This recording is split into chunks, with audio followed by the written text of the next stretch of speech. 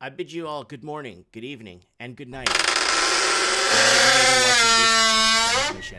Whether you're watching us from your condo in the sky, or your cabin in the woods, or just couch surfing, or maybe on a road trip, or relaxing in your lazy boy. Don't fall asleep. People of the night, welcome to Mike in the Night Halloween special. It's 3 a.m. and something's moving you. So crack open a window, sit back, relax, and get some tea or coffee. Whatever you prefer, or just lemon water like myself here. Because you're tuned into Mike in the Night, voice of the Commonwealth, hashtag Mike in the Night, broadcasting from Fear Street tonight. Why? Because we are opening the vault tonight. Scary stories. We're going to get, we have been on YouTube now for many years now. And we've been with our 12,200 subscribers for 2.5 years, steady. We haven't gone up. We've gone up recently, but we're stuck at 12,200 subscribers for 2.5 years. With 4,300 videos I've put up already, we have a really tight-knit community here on Mike in the Night. We know each other. We understand each other here. We contact each other after the show. We have what a lot of channels don't have, and it's a really strong, I'm just reading the comments here. Strong, binded community. And weird, too. It's Mike in the Night, and you know what time it is, folks. So, guys, here's the rules for tonight. We're going to be taking in calls for most of the night. And I am a firefighter, by the way. I don't know, my wife got me this, and it looks pretty cool. So I said, hey, why not wear it? It's not making me sweat. It's got a nice tank top underneath in case I want to strip it down a bit, but I'm just kidding. And tonight's rules are very simple, guys. I got the clock up here under article scan. So everyone's going to get 10 to 12 minutes. So I'm going to ask respectfully that everyone respects everybody's time when we do this. And it's nice to have everyone get a fair chance across the board to tell us their scary story. 1. So these are the rules. 1.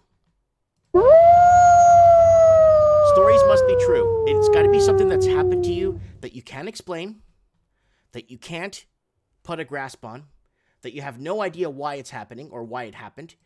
It's got to be a true story. It's got to be something that happened to you that you don't get it. And you just kind of never forgot about it over the years, and you kind of want to maybe talk about it tonight, maybe bring it out tonight on Mike in the Night, because tonight we will be opening the vault. Yeah, that's the vault right there. It's going to be open. So let's do a quick channel plug, and we're going to go from there. And we got some, my kids will be making an appearance later, showing their costumes off. Okay, guys, don't forget to subscribe to the channel, guys. This is the only YouTube channel on the planet with 4,300 videos that was at 12,200 subscribers for 2.5 years. So don't forget to watch past episodes of Mike in the Night, trends in the housing market, all kinds of stuff we got going on. Don't forget. Okay, guys, I'm going to call you guys. Nobody freak out here. Like, let me just get this. Let me go through this here. Teespring. Guys, don't forget Teespring. Don't forget to, if you get a chance, to pick something up here. Don't forget to pick up something on Teespring. Facebook. Guys, don't forget to follow me on Facebook. I want to be the only guy on Facebook that's not a legitimate person, or Facebook deems me as not a credible person, and they won't make me a public figure with I'm almost at 120,000 likes. So I want to see if I can get this to like 150,000 just to make Facebook look, just to make them feel good. And, okay, guys, and don't forget to, on Instagram, if you guys don't mind, following me on Instagram and sending me show tips on Instagram. I would really super duper appreciate that. There's the clicker, timing clicker here. We'll get Ralphie on the show. Ralphie was calling in while I was doing the intro on the show there. So we're going to give him his first 10 minutes here. Let's give him a call.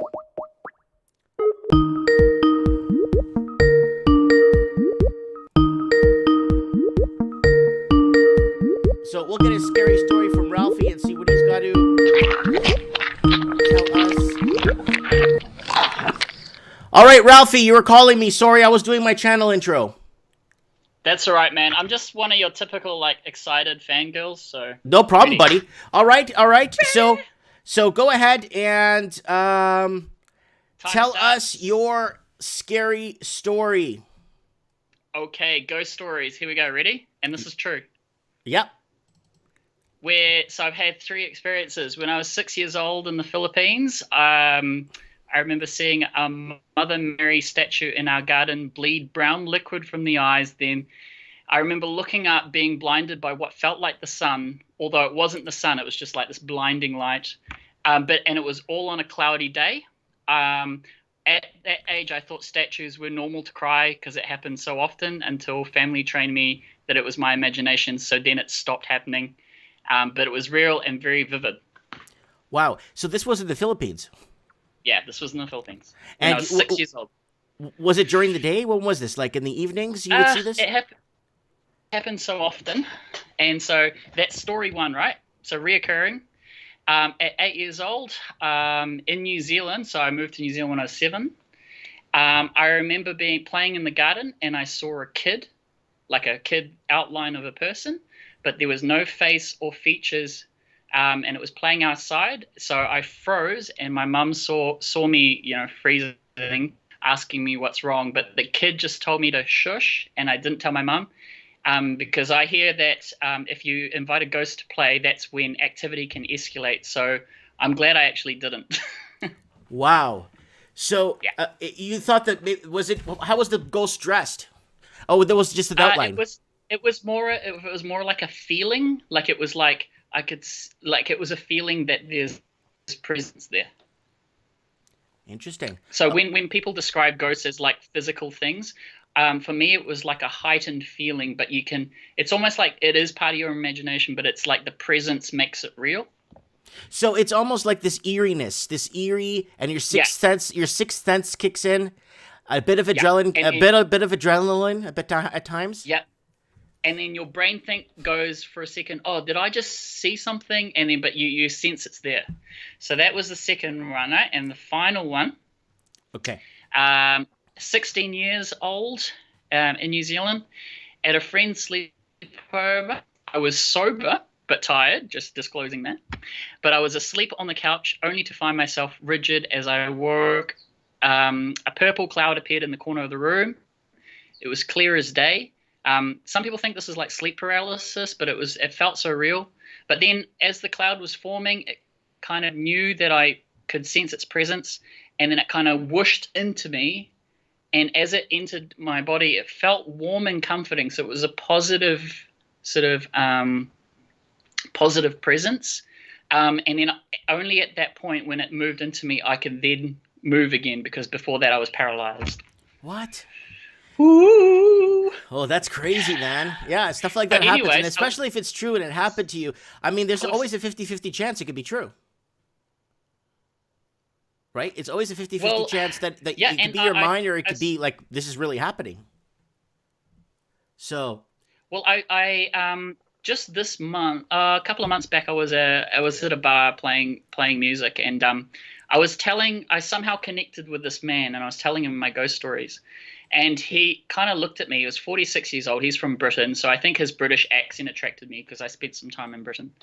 And he was actually saying that he has experienced some paranormal activity himself. And there's a website called realghoststoriesonline.com, mm-hmm. and his story was there, where some paranormal stuff happened to him, and he was like, yeah, this is what's happened to me. And I've even spoken, so I was doing like ghost stories around a friend's place, this kind of rickety house. As we were telling the ghost stories, like I felt really uneasy, but she was saying, because, I always say that, you have to invite the presence. It's almost like they want your attention first before it escalates. And because I'm such a scaredy cat, I don't want it to escalate. So I actually do a little prayer to myself saying, please fend off the evil spirits and that, like that. It's sort of like a protection prayer. Mm-hmm. Because I can sense it, because it's almost like it needs to be invited first. Mm-hmm. So, but because I'm such a scaredy cat, whenever I get to that stage, I sort of do that. But yeah, so she was telling me about when she was a kid. So she was driving down the motorway, and she said that um, she remembers her mum was complaining like, "Oh, this traffic is horrible. What's going on with the traffic?" And then she went and told her mum, "Oh, it's okay. It's okay. But the kid up the road, his neck hurts, Okay. like a car crash kind of thing." Really? Yeah, yeah. She said, "Oh, they're gonna be okay, but the kid told me his neck hurts or something."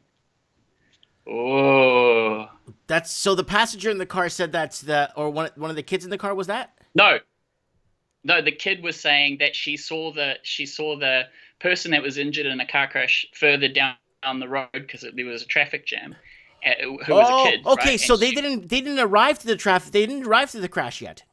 no. They were stuck in traffic. Oh.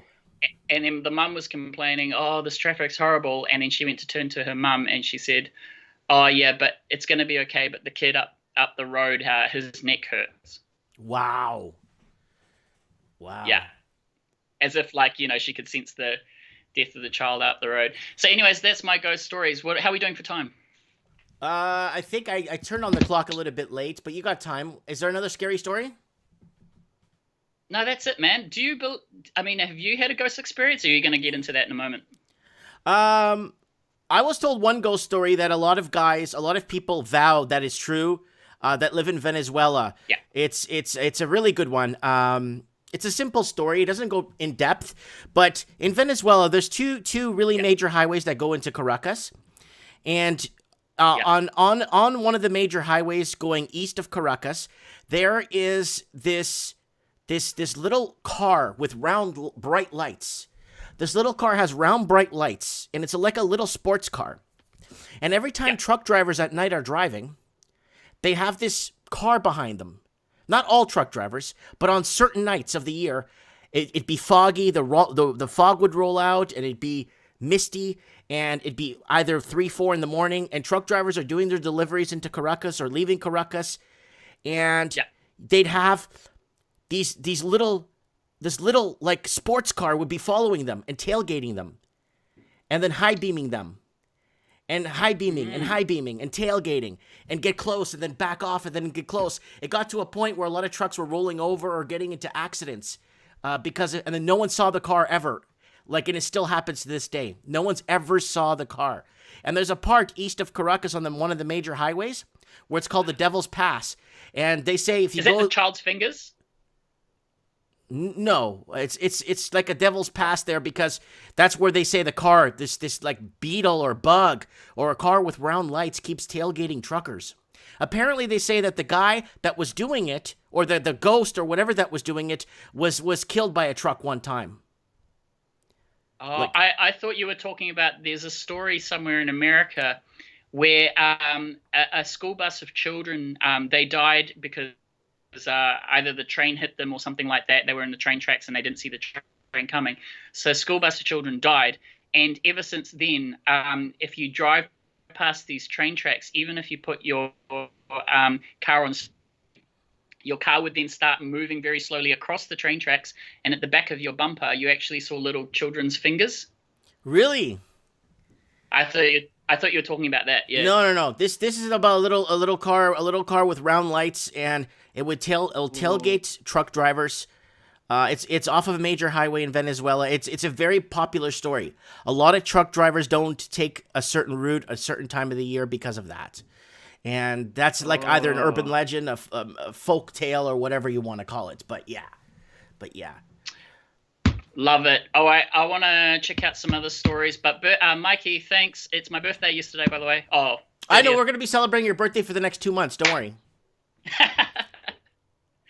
Love the show, mate. I'm just fangirling right now because love you to bits, bro. So let's hear some other callers, eh? Call in to Mike in the Night. Thanks, Ralphie, guy. Thank you. Happy Halloween, mate. We'll talk Halloween. soon. All right, cheers, bye. Cheers. Guys, don't forget to subscribe to Ralphie on YouTube. He's got his own channel, and he's growing his channel. He had a live stream the other day. All right, let's clear this. Let's start over. Let's get another caller on, and get some people on the show to tell us their spookiest Halloween. It's Halloween tonight, guys. All Hallows Eve. We are celebrating Halloween. The kids already went out today, and let's see who we could get on the show tonight. Who's got a story for us tonight? Who's got something they want to tell us?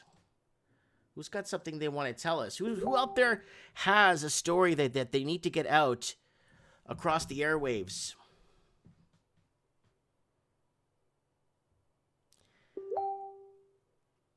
And someone, Heartsweet, saying, many years ago, I was approached by a watcher who told me he's been watching over my whole like life, I guess, but couldn't talk to me. Something about disturbing times. Years later, I watched the show Fringe and realized that the man who approached me was exactly like the man on the show.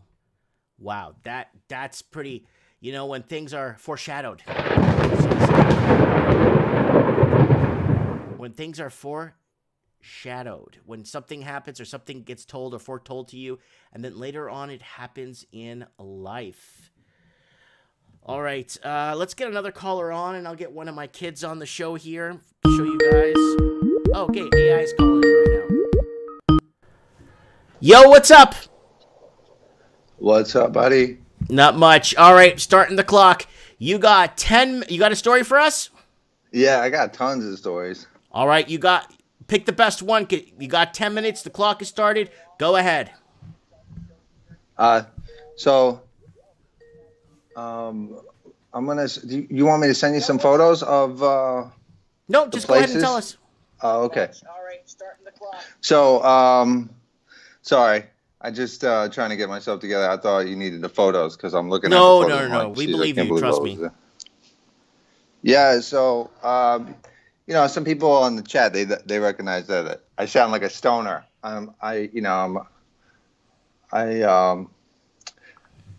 can't wait for it to pass. If Biden wins, it's going to be green anyways. So, but yeah. So when I was younger in college, I used to smoke lots of blunts. Like I'd be honest, I went to class. I got my philosophy classes and all this other, human rights classes. I'd smoke blunts. I go to class, but we always had this weird feeling about the building that we was in. Like when I went to college, these colleges were successful people by they were profiting off of the Civil War type of thing. So America has the long. Well, it's not too long. It's only been like a couple hundred years, right, since the Civil War in America. But these guys profited off of that, and they built these buildings. So we were always told that the buildings were rebuilt, like around the areas. Like you get haunted buildings, and they become totally destroyed, and they get burnt down, or they knock down the bricks. But the houses were getting burned down, and they were rebuilding them over the last couple hundred years, and you still have. Hold on, I got my kids in here. Guys, can you step out for a sec? I can hear you on the mic here. Sorry, I just got my kids walking. Close the door. Okay, go ahead. Sorry. These buildings were rebuilt. Continue. Yeah, so they would rebuild the buildings, and they would always have a story like somebody killed themselves or something. Mass murders when they first were built. So I think they were originally cursed when they first were built because of the people who had the money. Are these on campus?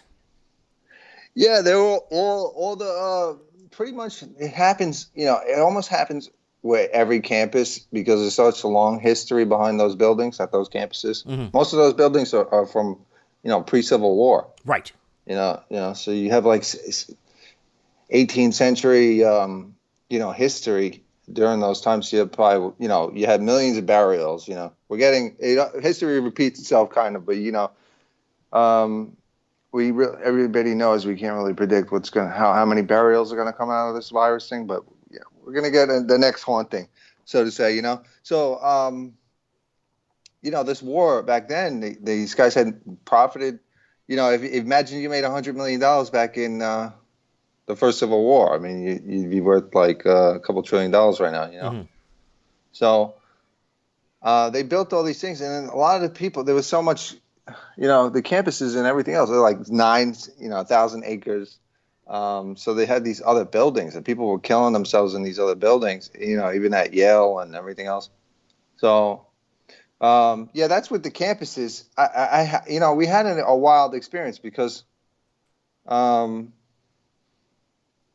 we just knew, and the other scary situation is that these close, like, and I sent you a photo of Hell's Gate, right? So in New York City, there's actually the recreation to the biblical prophecies of Hell's Gate, like when you could go through the paradigm of earth and hell. Mm-hmm.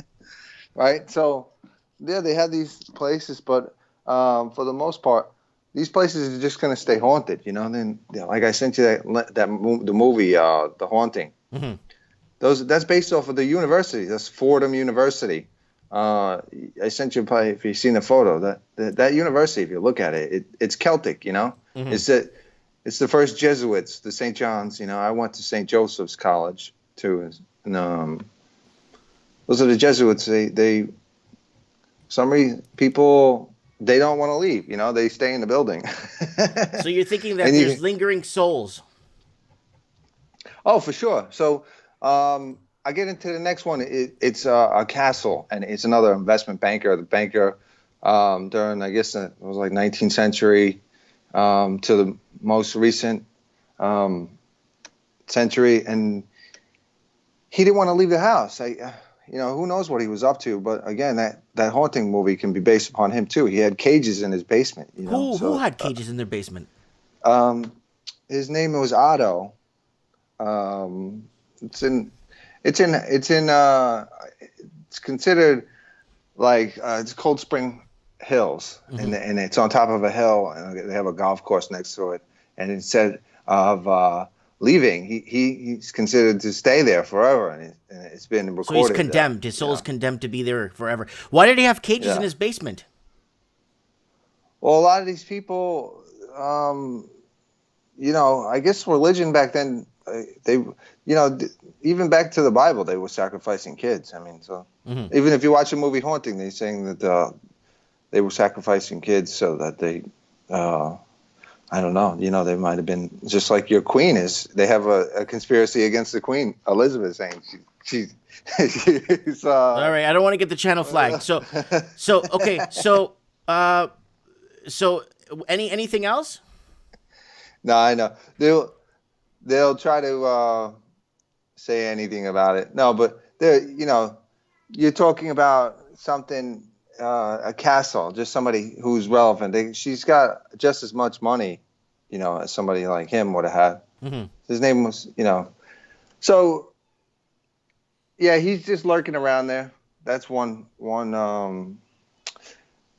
thing, and then let's see, like pretty much the hospital that I sent you with the tunnels underground. Okay. Have you seen that one? Okay, No, I didn't go that far back in the chat because you sent me a lot of stuff here. Yeah, so there's always been rumors like of these tunnels, and they run from one college. Hold on, I'm almost there. Which one? Wait. The first video I sent you about the haunted stuff. Okay, I found the castle. Are you talking about Oaky Castle? That was the last one I was talking about. That's owned by Otto. The one, it would be before that. It would be the. So let's take a look at Foreshadowing University. Yeah, that's Foreshadowing. That's the first one you talked about, the building, right? From the Civil War? It's Pre-Civil got a War? Gothic. They wanted a Gothic type of look. Okay. They don't build like that, anymore. People don't have money to build that kind of place nowadays. No, you can't even buy to build lumber this in Canada. Canada would have to give up a whole territory to build a building this quality. Yeah, people don't build like that. They, that's the thing. Even in the Bible, they had taught pastors to build so that the whole property would be blessed. Okay, so, let's look. Oaky Castle. Here it is. Here. Yeah, it says it's haunted. Yeah, definitely haunted. I would stay a night in here. Oh, You can. It's like $400 or something. You can rent the whole place out. That's what you know. That's what if you look it up. He's been around for a while. I actually was trying to do business with them one time. Really? Yeah, his name is Gary Meros or something. Huh. Yeah, so they're he's making like $15 million a year because he rents it out. I mean, it is a hotel, $400 a night. You have a full. They're probably not making money recently with the virus thing, but before that they were, and they're highly over leveraged. He's known to be like taking out huge loans, $50 million loan. That castle's worth probably $200 million. Mm-hmm. So. Well, this castle in Vancouver would be $2 trillion. Yeah, people aren't going to have $2 trillion to build a castle anymore nowadays, unfortunately. But Okay, back then we got the other one you sent me, the haunted castle of the Hudson River. This is the one you mentioned earlier in the story, in your story, right? Yeah. This thing looks really old. It's scary as heck. Like you go around those areas and it's just all historic, So you think there's lingering souls? Oh, just look at the building. I mean, shit. You can get an EVP and pick up on voices and stuff like that, but I wouldn't doubt that. Tell. Yeah. That was Ohika Castle. I didn't send you this one. I have another one about there's a burial ground I went to. Really? Yeah, it was how America, like in the Civil War, they had the flu. So That's they correct. called it the yellow fever. That wiped out like 1 out of 3 Americans. They have it on like a tablet because they put a marking stone or something there. Mm-hmm. The place is, it's like I said, I shouldn't need a picture. It explains on it. It's a communal burial site with no headstones. So. Oh, Civil War, like something from the Civil War. Yeah, it's just like a plot. Like it says 1862 burial site of yellow fever victims. Let me see if I can find it. Yellow fever victims.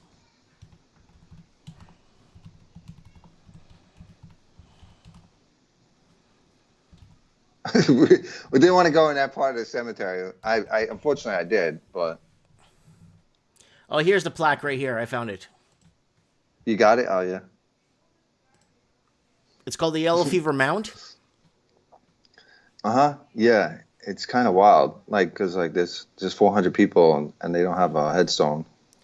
So they do that at other places too. I've seen. Yeah, they do that a lot actually, especially from mass graves, war graves too, from World War II. Here it is: Yellow Fever Mound. The Great Yellow Fever epidemic of 1873 claimed 759.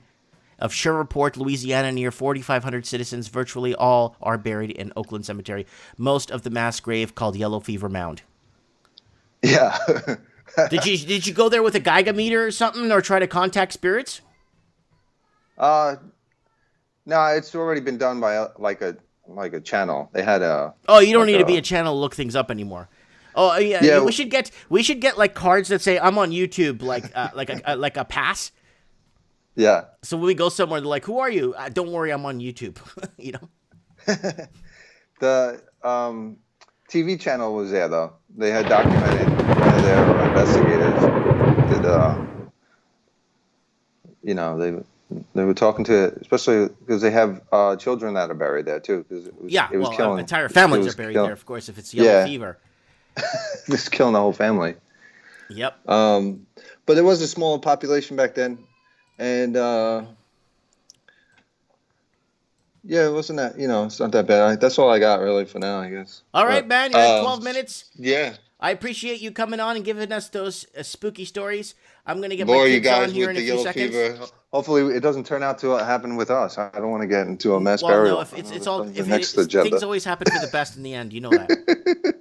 Yeah, all right. All right. God bless you. Thank you, brother. We'll talk soon. Bye. All right. So I'm going to get my kids on here real quick. They are going to go to bed, so we're going to continue for a good while on this spooky Halloween night. I'm just going to contact my wife and tell her to come down and let her know that it's good to go. Yep, my kids. So proud of my kids. My son's playing hockey now, and family's doing really well. A lot of people ask about the family, so yeah. All right, there's their cue. They're coming down. So, spooky Halloween. We're going to get the Raven on soon. He's sending me images right now as we speak. He's going to tell us a spooky story. We already had Ralphie on with some interesting stories about when he was young in the Philippines. Oh my God, here's my son. Come on, Antonio, come first. Oh, man. What are you supposed to be, Anton? Astronaut. You're an astronaut. I thought you were going to be a hockey player. Well, you play hockey, right? How good are you? And skates. You skate good? Yeah? Yeah. He's shy, guys. Don't worry. He's like this when he's not on the camera. You know what I'm saying? Say hi. Say Happy Halloween. Happy Halloween. Yeah. And so we got people in the comments here. Anyway, so there's Antonio there. Come on, Julieta. Come on. So it's Julietta's turn. Julieta, what are you? A ladybug. A ladybug? Are you sure you're not a bee? Yes, a bee. You're a bee? Yes. So this is my daughter. She's a bee. So what? You're a bee. You look beautiful, baby. Say Happy Halloween. Happy Halloween. Yeah, you're on Mike in the Night. Oh my God! This is my middle. Angie, no, don't push that. She's pushing the no. She's pushing the green screen's gonna fall on me here. And that's my little bee here. And let's get my little mermaid here. Let's get my little mermaid here that wants to topple the green screen. So this is my little mermaid.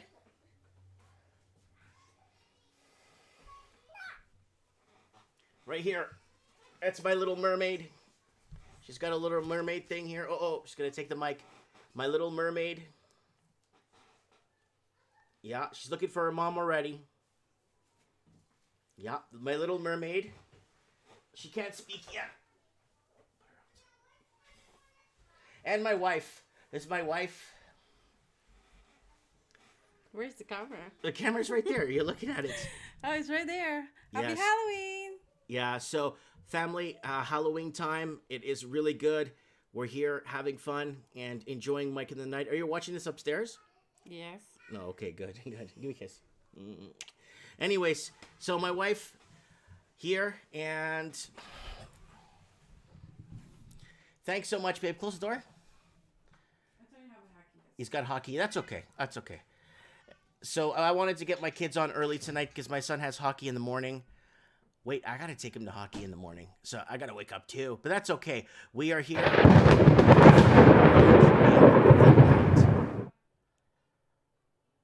So we're getting a lot of spam in the live chat, so that's okay. A lot of people are spamming in the channel.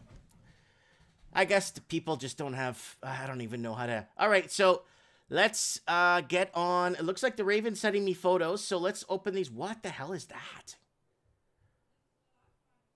What am I looking at?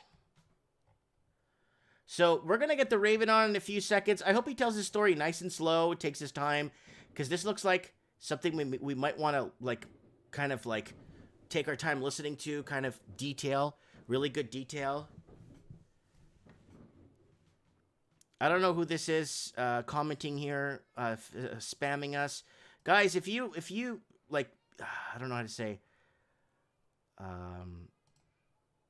stop spamming the channel, please. Nobody cares. All right, guys, let's get back to. All right, spooky Halloween night, Ghost to Coast around the Commonwealth. We're going all across every coast, and thanks for joining me. Okay, here goes. We're gonna get the Raven. I guess I get him on. Let me see. Let me open this real. Yeah, might as well get this on while he's talking to us. So let's call him right now and see what he's got to say with these images.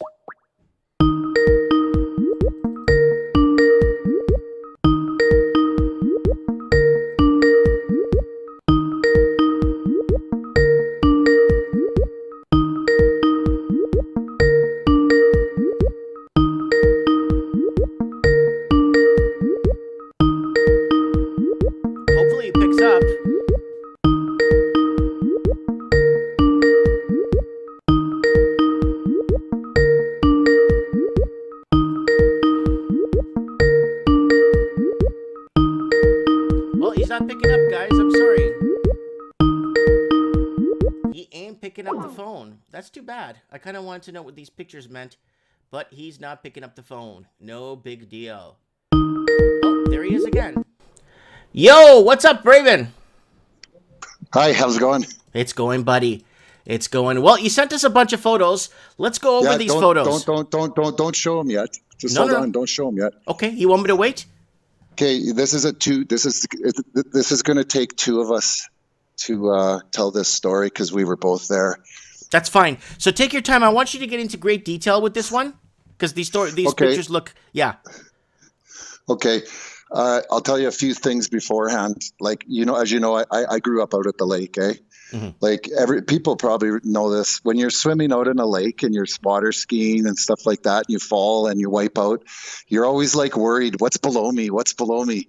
Because I probably watched too many Jaws movies and stuff like that over time. And I've never felt comfortable in water that I didn't know what was below me.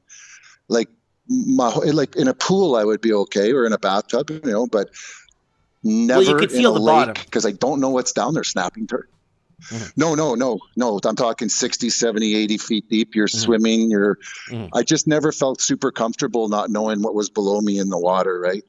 Okay. That being said, that'll play a part later on in the story. But I was also I was never baptized. To this day, I've never been baptized. Okay. I've looked into it. It bothers me that I'm not, but I've never been baptized. So anyways, that plays a part in, I think, in the story too. Okay. So, the year is 215. Okay. This is the year that this happened, 215. And it was in the end of January, I'd say 30th to the 5th of February. Me and Pooh went, we went on vacation in the Mayan Riviera. Mm-hmm. You're familiar with the Mayan? Yeah. Cancun? Yep. Mike? Yeah, I'm right here. So we took a vacation to the Mayan Riviera, and we stayed at Del Carmen at a resort. Mm-hmm. So anyways, we did a lot of excursions when we were out there. We went in the cave diving, stuff like that, the beach. We went to the jewelry store. But this one excursion we went on was an all-day excursion. It was to go and see Chichen Itza. Right? Chichen Itza. I've been to Chichen Itza, yes. Yeah, chicken pizza. The pyramids and everything, the main place where everything it's one of the 7 wonders of the world, right? Mm-hmm. So we thought, well, we're here, we might as well check it out. It was a full day excursion. It was $100 each, I think, about $100 each. And so the excursion is it's 2 hours away from the hotel. So you get on a bus. The bus goes through picks everybody up in the morning, each place. And then we all go out down the highway for an hour and a half. And then we hang a right into the jungle for a few minutes. And we go to a tequila museum. And then there's a cenote, underground cenote, where you can go for a swim. So bring your bathing suits, right? And me and Lenny Poo went here. And we went on the bus. We went out to that cenote. We checked out the museum and we went underground. We walked down this staircase down towards this underground lake. And it's as if there's pictures I sent you there. If you could put one up of a cenote. Okay, I'm gonna get the picture first of the stairs going down. Well, that's you in the water. I don't want to do that one yet. Yeah, don't show that one. Okay, I'll show the cenote. Okay, here you go, guys. So if people viewing this is what a cenote looks like. There it is. It looks beautiful, by the way. That's Mayan. They used to have a god called Shak, the rain. Throw people in those cenotes as sacrifices to the rain god. A spiritual blood sacrifice. The Mayans they did that 1,000 years ago, up to like 2,000 years ago. That's what they did. So the cenote we went to, they told us it's 150 feet deep, and all the bones were removed years ago. So there's to say. Yeah, well, that's what they said. So me and Lenny, so we're like, wow, this is cool. Put our swim trunks on. We go cruising down the stairs, all like 3 stories deep. There's lockers, put our stuff, and I'm following Lenny, and she dives into the water off this ramp, and I dive in behind her, And as soon as I come up, she's crawling out of the water, climbing back. I guess so. I'm thinking, oh, she just wanted to cool off, eh? I start swimming out into the middle of the cenote, and it's probably 1,000 feet across, you know. And I'm swimming around, and for the first time in my life, I felt comfortable in water that I didn't know what was below me.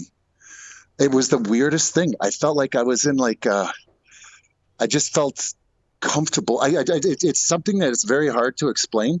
I didn't want to get out. Something euphoric. Hello? Raven? Oh, we're losing the Raven.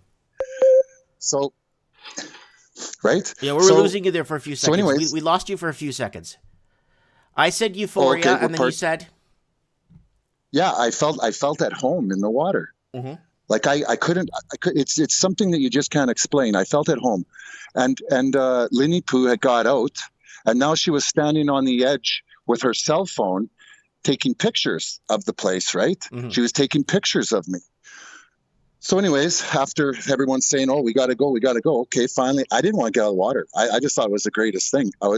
So I got out, and then we went back upstairs, got back on the bus, and we continued on to Chichen Itza. Now, the whole time that I was in Mexico, I was trying to buy a mask, like a wooden mask. I wanted to have a good keepsake, right? So we buy 1 or 2 masks of Mexico. I thought it'd be really cool. So I looked in Playa del Carmen before, nothing good. And I thought, oh, hopefully in Chichen Itza, because they said there were a lot of vendors there, I could find a mask. So we go to Chichen Itza with this tour group and the tour guide. And he said, come with us and I'll tell you guys how everything works. But we broke away from the group. We thought, you know what, let's go do our own thing. We started to walk down these roads, and it was the most amazing place of these pyramids and where they sacrifice people at the soccer stadium. And we're walking down these roads, Mike, and I'll tell you, there were so many people on each side of the road trying to sell you stuff. It was you almost couldn't handle it. Sir, cheaper than Walmart, sir. We're walking, and it just was unbelievable. And I came across this guy sitting there with a big wall of wooden masks. And Can I saw show the these wooden mask? Yeah, the 2 wooden masks. You can show them. Okay. You see those masks? Yeah. Those are life and death masks. And the jaguar is the protector in Mexico. The jaguar is the protector. Those are life and death. One half is life, one half is death. Okay? So I thought, wow, I became obsessed with those masks. I had to have those masks. I said to this guy, he had cuts all over his fingers. He was carving them right there. I said, how much for those? And he could see I was excited. He said some crazy price, like $200 each American. I'm like, no. And then Lenny Poo says, let's go. Okay, we'll come back. So we kept walking down the road, and we came out in this field where you see the pyramid, Chichen Itza, the big pyramid. So we're taking pictures. We lost track of time, and after looked at a few things, Lenny Poo goes, we only got 15 minutes to get back to the bus. And I panicked, and I looked, and there's like 7 different roads to the main area, right? So I'm like, we got to find those masks. I don't know which road it was. So we guessed, we grabbed a road, and we started going up the road, and we picked the right road. There's the guy with the masks. So I said to him, how much? And less. I kept cutting him down. And finally he said, he said 100. And I walked away, and I looked back, and he said $40 each. I got a really good deal on those 2 masks. So I got the masks. I was so happy. There was a big drawn out bargaining for those masks. I really, really wanted them. It's hard to explain. I had to have those masks. Something drove me to get those 2 masks. Okay. So anyways, we go back to the bus. We go back to our hotel. And this is that night when we went to sleep in the hotel. No, that comes later. So that night in the hotel, Lenny Poo and us, we go to bed. And I'm going to let you hear, she'll explain to you what happened when we went to sleep. When we went to sleep at night, Mike, we were fast asleep. Come on, you got to explain it. It's better coming from you. Okay. Yeah, Lenny, tell us, explain to us, because you were there. Yeah, I already did. You know what? I'll explain it. Okay. Lenny's Christian Catholic. She's Catholic, very devout Catholic. Christian. Okay, yeah. She worked for the nuns. You know what, Lenny? One day you said to me, my only regret in life is that I'm not lost in the Lord's Prayer. You wanted to be a nun. She wanted to be a nun at one time. Whoa. So anyways, Okay. I know. So anyways, that night, you got to remember, she grew up in a rural, like in a farm setting. She never watched horror movies. She never any kind of life like that. She, up to this day, she had never had a nightmare. That night when we went to our hotel room, she woke up in the middle of the night screaming at the top of her lungs. Wow. Scared the crap out of me. It woke up everybody, I'm sure, screaming. What was it that you said? Yeah, here. She said, here, she's going to explain it. Oh my God. He's missing so many parts, but yeah, that's the part where that's true. Oh, okay. Right. That part that's true. It truly felt, it didn't seem like any kind of dream. It really was. Someone picked me up sort of and was just like playing. There was someone playing with me. I could tell, like spinning my body around. It was a demon playing. That I could tell, but it didn't seem like a dream. That was just weird. But okay, now he wants to go with the story here. So that's what happened to her. She screamed that night. See, this is all going to fall into place when I tell you what happens at the end. Okay. So this was terrifying for her. Like, that was a really terrifying event that she screamed like that, and there was no reason for that. So vacation ends.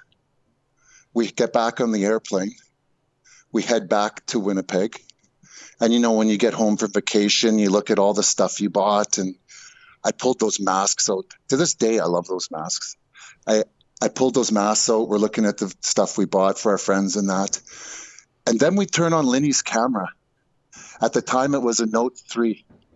And we start looking at the pictures of, going here, going there. And I come to the pictures of that cenote. And you know what, Mike? I recently moved, right? The main picture I sent you is the good picture. That's the one I needed. But I have hard copies of all these pictures because I gave them to a videographer so that he could go through them and tell me. All he could tell me is that nobody doctored them. I don't even know how to do that. Okay. So I did send them to a videographer. So I wanted to get verification of this because it bothered me what happened. And he said, touch these. But in my move, I think some of my pictures are in one of my trailer. But the good one I have. But there's one picture that Lenny got out of the water and took those pictures. The first picture looks like a double take, kind of two heads. Right? Can I show them? Just merging together. Just looks like you now you can show the next picture. That picture I showed you. Show that picture. This is the picture that Lenny pulls off my camera, off her camera. Okay. So we got one. It's blurred. And then are you showing? I'm showing the one where it's blurred. That one in the water. Okay, there's one with two people in the water with the light coming in, and then there's one just you alone, and then there's one with the close-up. Yeah, just that one. There's those other people, that's just a cenote. Okay. But that picture right there, that one you're showing right now, that picture is the second picture that she took. The first is in my trailer. I can't get out, and trust me, I tried today to find that picture. Okay. So it's just, but it's not the main picture, but it shows a pattern of the pictures she's taken in that cenote from two heads to the one that you're showing now. And it took me a while, Mike, to realize that the face in that picture exactly matches the life and death mask that I bought at Chichen Itza that day. Holy crap, I see that.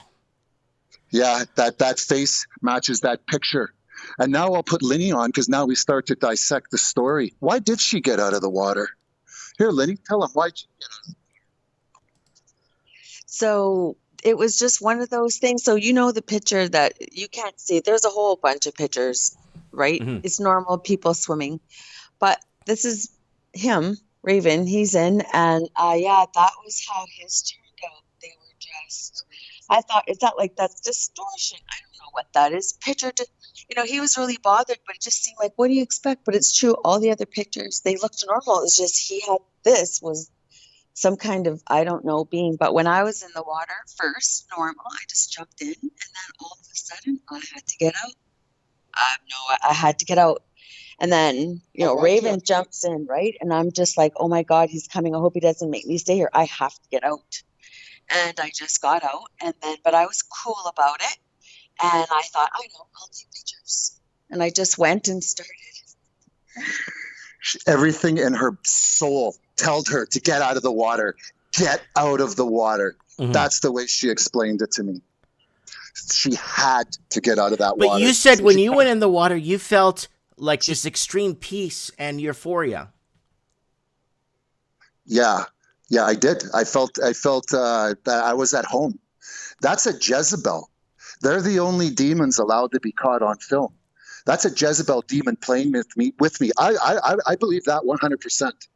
And that really bothered me because that tells me I'm not baptized. I'm a vessel for them. And she isn't. She had to get out of that water. That bothered her. And that night, she had that nightmare. And when you really look at these pictures, and I have all the glossies blown up, Mm-hmm. I just moved, that. So they're kind of in transition somewhere. I couldn't find the glossies, but when you put them together with the mask, you can see the points. The mask exactly matches. See that half face and look at the mask. Mm-hmm. Small eye. Yeah. Small eye. I've been going through them. There's more than one face on my face in that water. There's like 3 faces on me. One on the side of my. That is, I don't know what that is, but it liked me in that water, and it didn't like her. She's Catholic. I'm not. I'm not baptized. They wanted me, and I was possessed to get those masks. I had to. It's hard to explain how like possessed you are to get something. It was unbelievable. And then it all fell into place afterwards. How it all unraveled, the nightmare, the mask, the face, feeling comfortable in the water, her having to get out. She grabbed her phone because she didn't want to look like what's going. She just did that to make it look like she was doing something. Wow. Yeah. Wow. Yes. That's intense. Yeah, I'm looking at the masks. I'm looking at the photo. I'm looking at the photo here. You know what, Mike? To see it live, and I explained it to you for 45 minutes live. My dad was in management. He has no time for, he's a pretty straight guy. I told him the whole story, laid it out in front of him. He goes, that's the most screwed up thing I've ever heard in my life. And it is. When you look at that whole situation, that to me bothers me to this day. I'm not baptized. That tells me that there's something that thinks that so there's truth to that. Mm-hmm. Being baptized gives you a strength that they can't. I don't have that. Mm-hmm. Well, if you ever want to get baptized, let me know. You know what? That bothered us for months and months after that because we realized that I was a target for that. But then Linny Poo had this bad experience back at the hotel that night, so it all intertwined. So it affected both of you guys, not just you. You got to remember, one picture's missing. The first picture she took was me with 2 heads, like half heads, merging together. I couldn't get the picture. It's in I just moved. It's. I believe you, but I'm saying that. But this is not a camera trick or anything. This is definitely not a camera trick. No. And that merging heads, it's nothing spectacular. The picture you're looking at, that's crazy. That looks like a pig demon, like some kind of crazy demon. The head just shows a pattern that these things were happening. I needed that picture. I tried so hard to find that picture in my trailer. I couldn't find it, but it shows a pattern. That it wasn't just one freak picture. It was a merging of 2 heads into that. And I'll tell you, man, when I realized that afterwards, I was like, why me? They're targeting me. I gotta make some changes. Like, well, dude, you know what? This is totally 100% believable. And I'll tell you why. I'll tell you why. I'll tell you why. That's 100% true. Everything is true there. Mm-hmm. I could have laid it out better for you though, with that other picture. And Mm-hmm. Unbelievable. But the reason why I'm saying is because they removed what, thousands of bodies of bones inside that thing. Yeah. I Well, don't think they removed everything, and especially if it's Mexico that's clearing that out for tourism. Just make sure, get the ones above the sand, leave the rest alone. I think the tour guide knew something about that cenote because somebody made a comment about a weird picture, and he said, I would like to see if anybody had strange pictures. I think it's happened before there. Mm-hmm. I think Because it's there's happened. people in but the we comments didn't know. saying they know the story and it's happened to other people. You know, we didn't see those pictures till we got to Winnipeg. I would love to have shown them to that old Mexican guy that did the tour. Well, maybe you can find him on Facebook or something. No, I don't go on Facebook, Mike. I thought we were friends. I don't go on Facebook. There's no way. I hate Mark Zuckerberg. Yeah. Yeah. We should all walk away from that stuff. But on another note, not one kid came to the door for Halloween tonight. My kids went to some community, some cul-de-sac, and there was a lot of kids out. My street was pretty quiet. No, we pretty much ended Halloween. That's surprising since it's a pagan holiday. You figure the Satanists would let that one roll. But I hope that was a good enough story for you. Oh, buddy, that was an amazing story. I really thank you for sharing this. To this day, that bothers us. Like it bothers me because I was thinking back, I got to get baptized. And then on the other hand, I want to go back to the Mayan, swim in that water again, see if something happens again. Yeah, we should do that. We should actually take a flight down there when we're allowed to fly. I want to get the hell out of here, man, for like a month. I just want to get the hell out, close everything down for a month, and leave. Sorry, gone for a month. Yeah. All right, Raven. That was good, man. I really appreciate that and you participating in our Halloween special. So what do you think of the show? It's simple, right? Just a nice Halloween, a little bit off topic than the usual. We'll get back on topic next week. It's nice. It's nice to have a change, a little bit of a change than talking about the same stuff over and over. Yeah, no, it's good to talk. The world will end next week or the week after. We got time to talk about the end of the world till we're old and gray. Yeah. All right, Raven. Thanks for the story. God bless, and we'll talk soon. I promise. Okay, right on. Have a good night. Take care. Bye. Bye. And I wanted to say bye to Linny Poo too. That came on. So there's a lot of weirdness happening all over. It is Halloween night, and celebrating. I'm a firefighter. I got my buttons here. These buttons, and here. And I got my hat. Let me throw that on here right now. There you go. Firefighter Mike. I'm very out of shape firefighter, but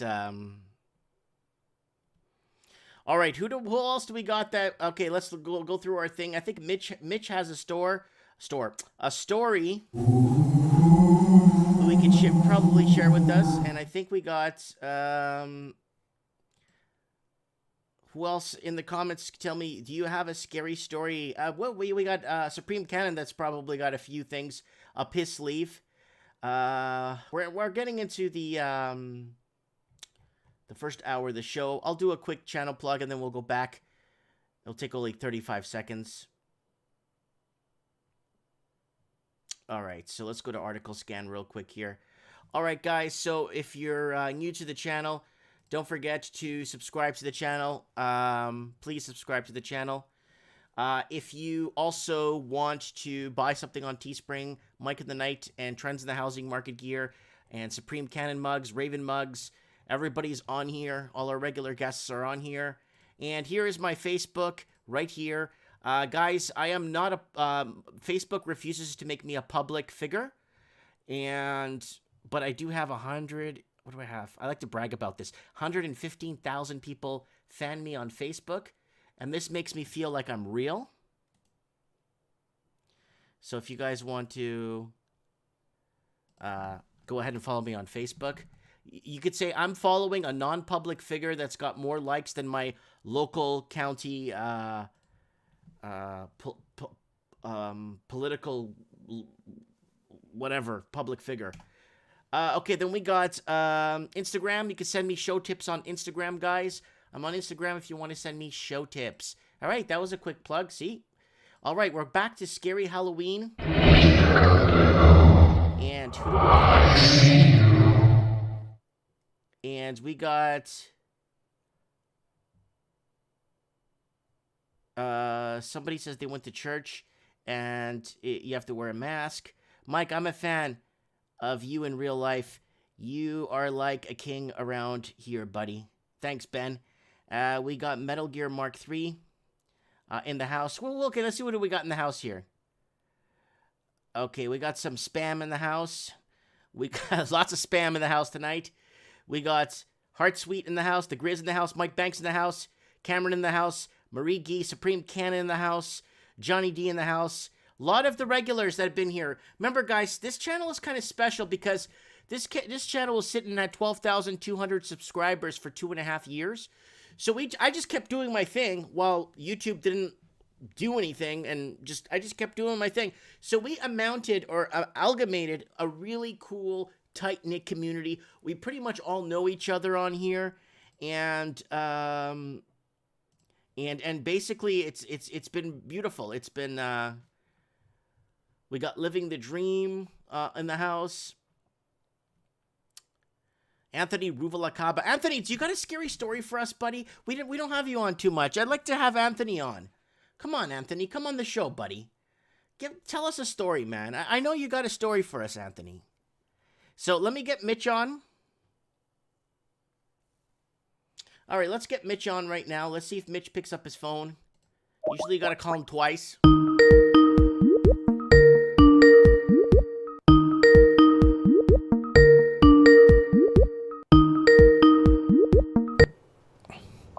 Hey, Mike. Mitch, what's up, buddy? Well, I was thinking about the story, that the rules that you laid out, and yeah, no swearing. No, and the story that I wanted to tell, and I've got several, but I don't have anything remote to what Raven told. So I thought about one that's not quite mysterious, but it's kind of a life lesson. Mm-hmm. And if I may proceed, go. Well, should take less than 10 minutes. Go ahead. All right. Just about the time John Kennedy got assassinated, or just prior, my neighbor and I... 1963? He lived... We were about 9 years old. He lived across the street and 2 houses up. They're a family of 4, just like I came from a family of 4 kids. But him and I were in the same class, and we decided to go trick-or-treating together.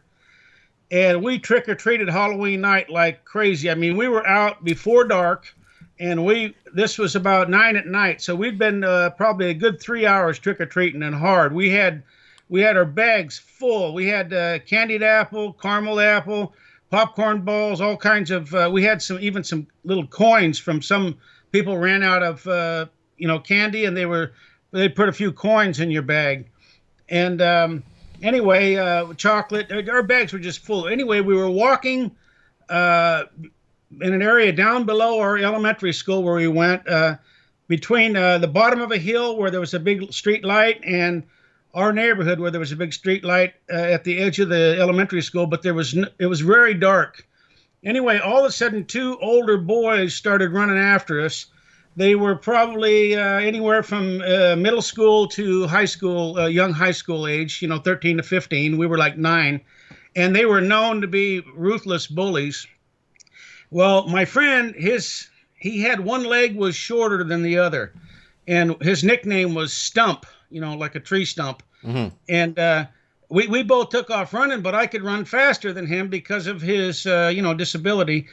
And they caught him. And but I just kept running because they were gonna take my candy. And anyway, I found him a little while later, and he was really upset, and his face was beat up a little bit, and he tried to fight him. He tried to resist them, and they thumped him, and they took all his candy. He had no candy at all.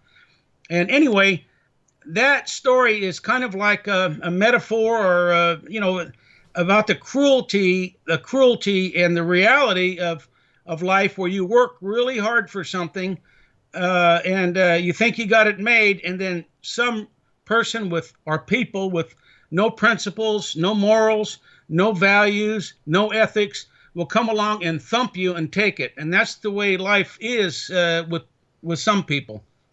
But anyway, that was just a Halloween story that I thought I might want to tell tonight. That's from 1963. That was like just before Kennedy was assassinated. That would have been October. Yeah, that would have been October 1963 because Kennedy was assassinated on November 22nd, 1963. So that, we were in class when the principal announced it on the loudspeaker above the chalkboard, and the teacher in each room there was a big like a stainless screen with a speaker behind it in each room, and the principal announced it when the president got when it was let out in the press that the president had been shot, and the whole school was crying, the teachers were crying, the kids were crying. It was bad. Yeah, the whole of America mourned. Okay, give us another story. Come on, you've been around. Come on. I know there's one you're hesitant. Tell us. Come on. Well, this one is kind of it's kind of for adults' ears only, and it only has one bad word in it, WHORE. But if you want to go ahead with it, I will tell the story. Go ahead, tell the story. Okay, this was in the middle 1980s when disco was still going on, and in some of the bigger cities, cocaine was all the rage, and the economy was booming after the terrible late 70s.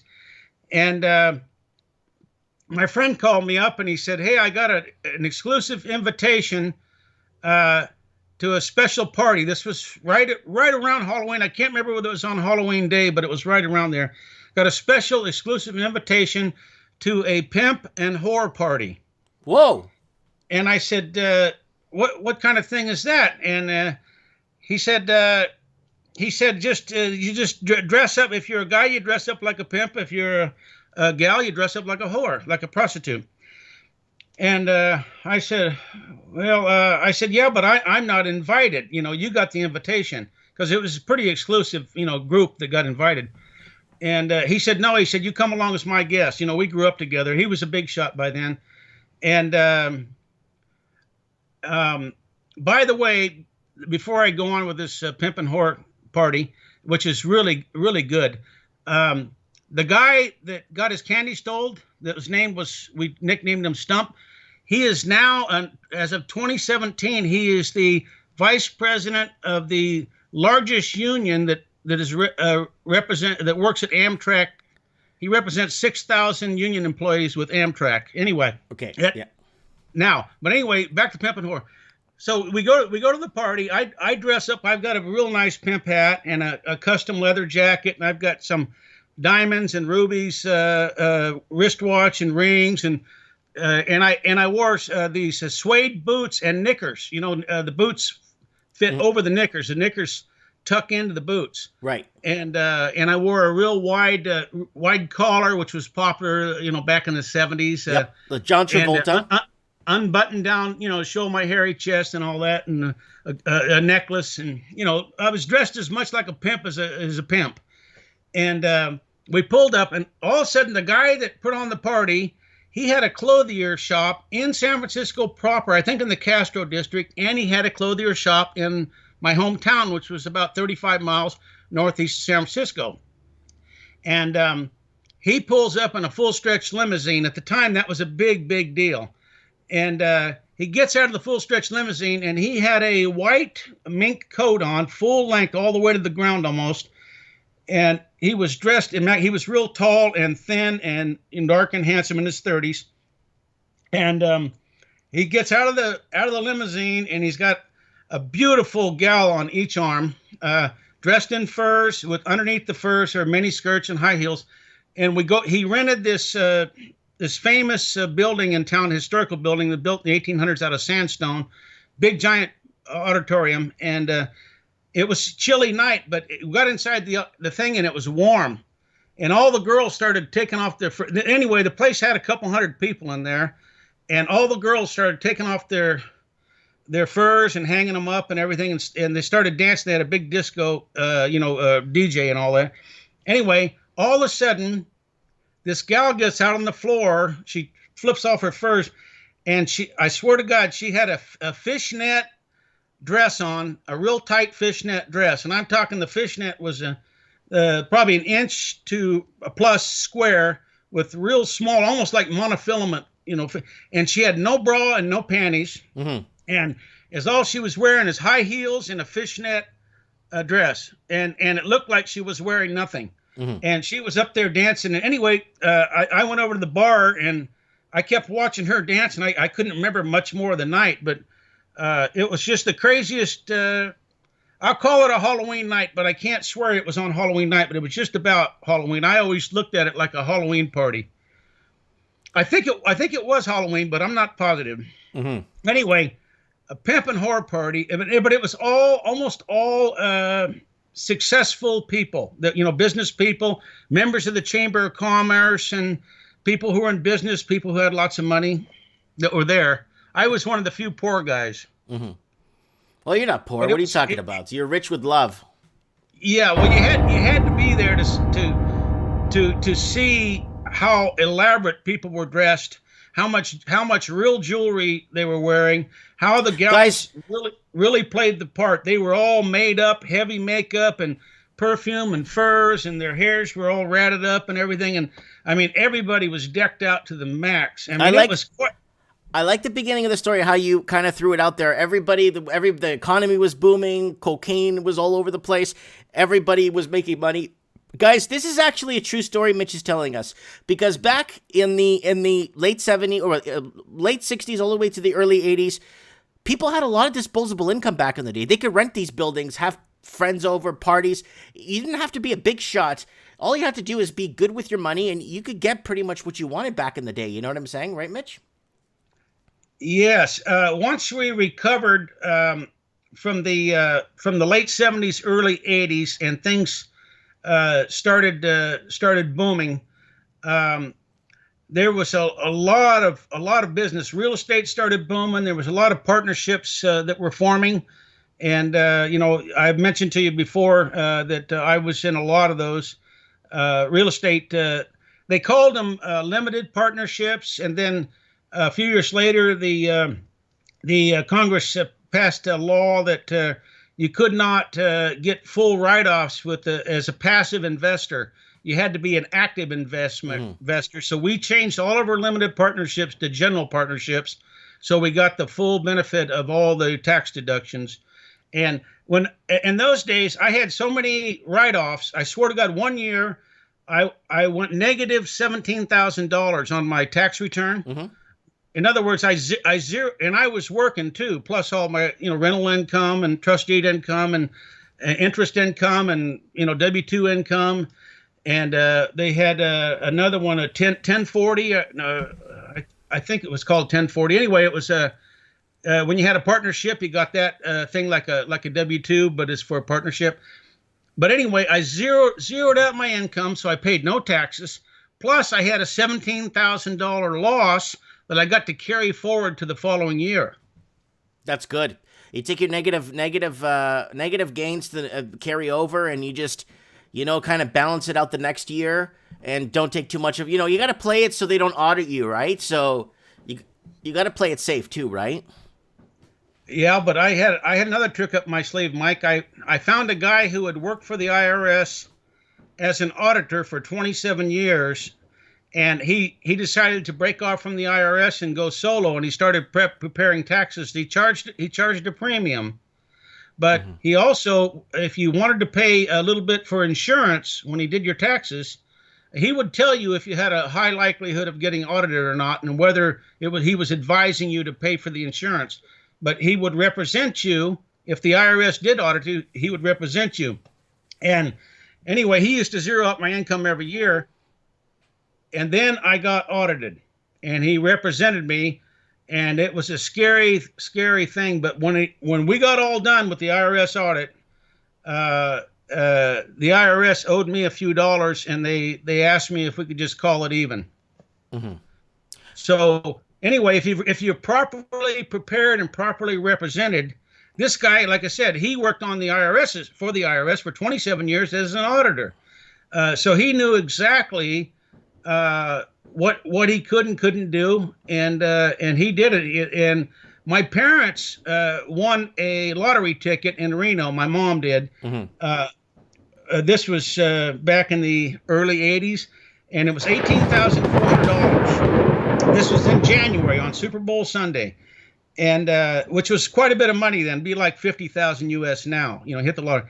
So I had given this guy to my parents, and he was preparing their taxes. So she called him right away and says, what do I do? I got this $18,400 I got from the casino in Reno, and I'm going to have to pay taxes on it. And he says, how often do you go to Reno? And she answered the question, does your husband or you do any gambling other than that? And she says, my husband goes to the horse races.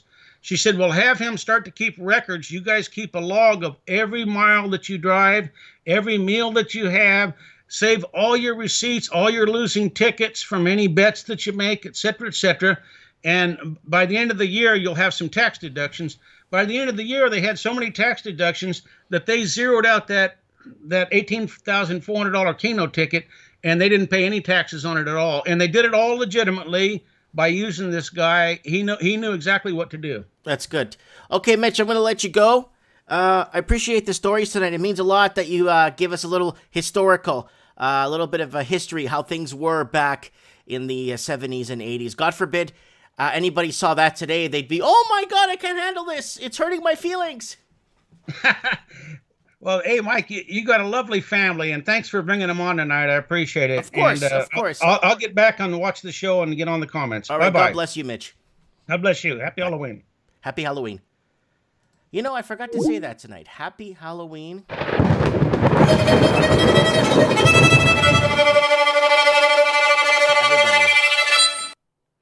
Oh, yeah. It's, so who's got a scary story out there? Who's got something that's gonna scare us?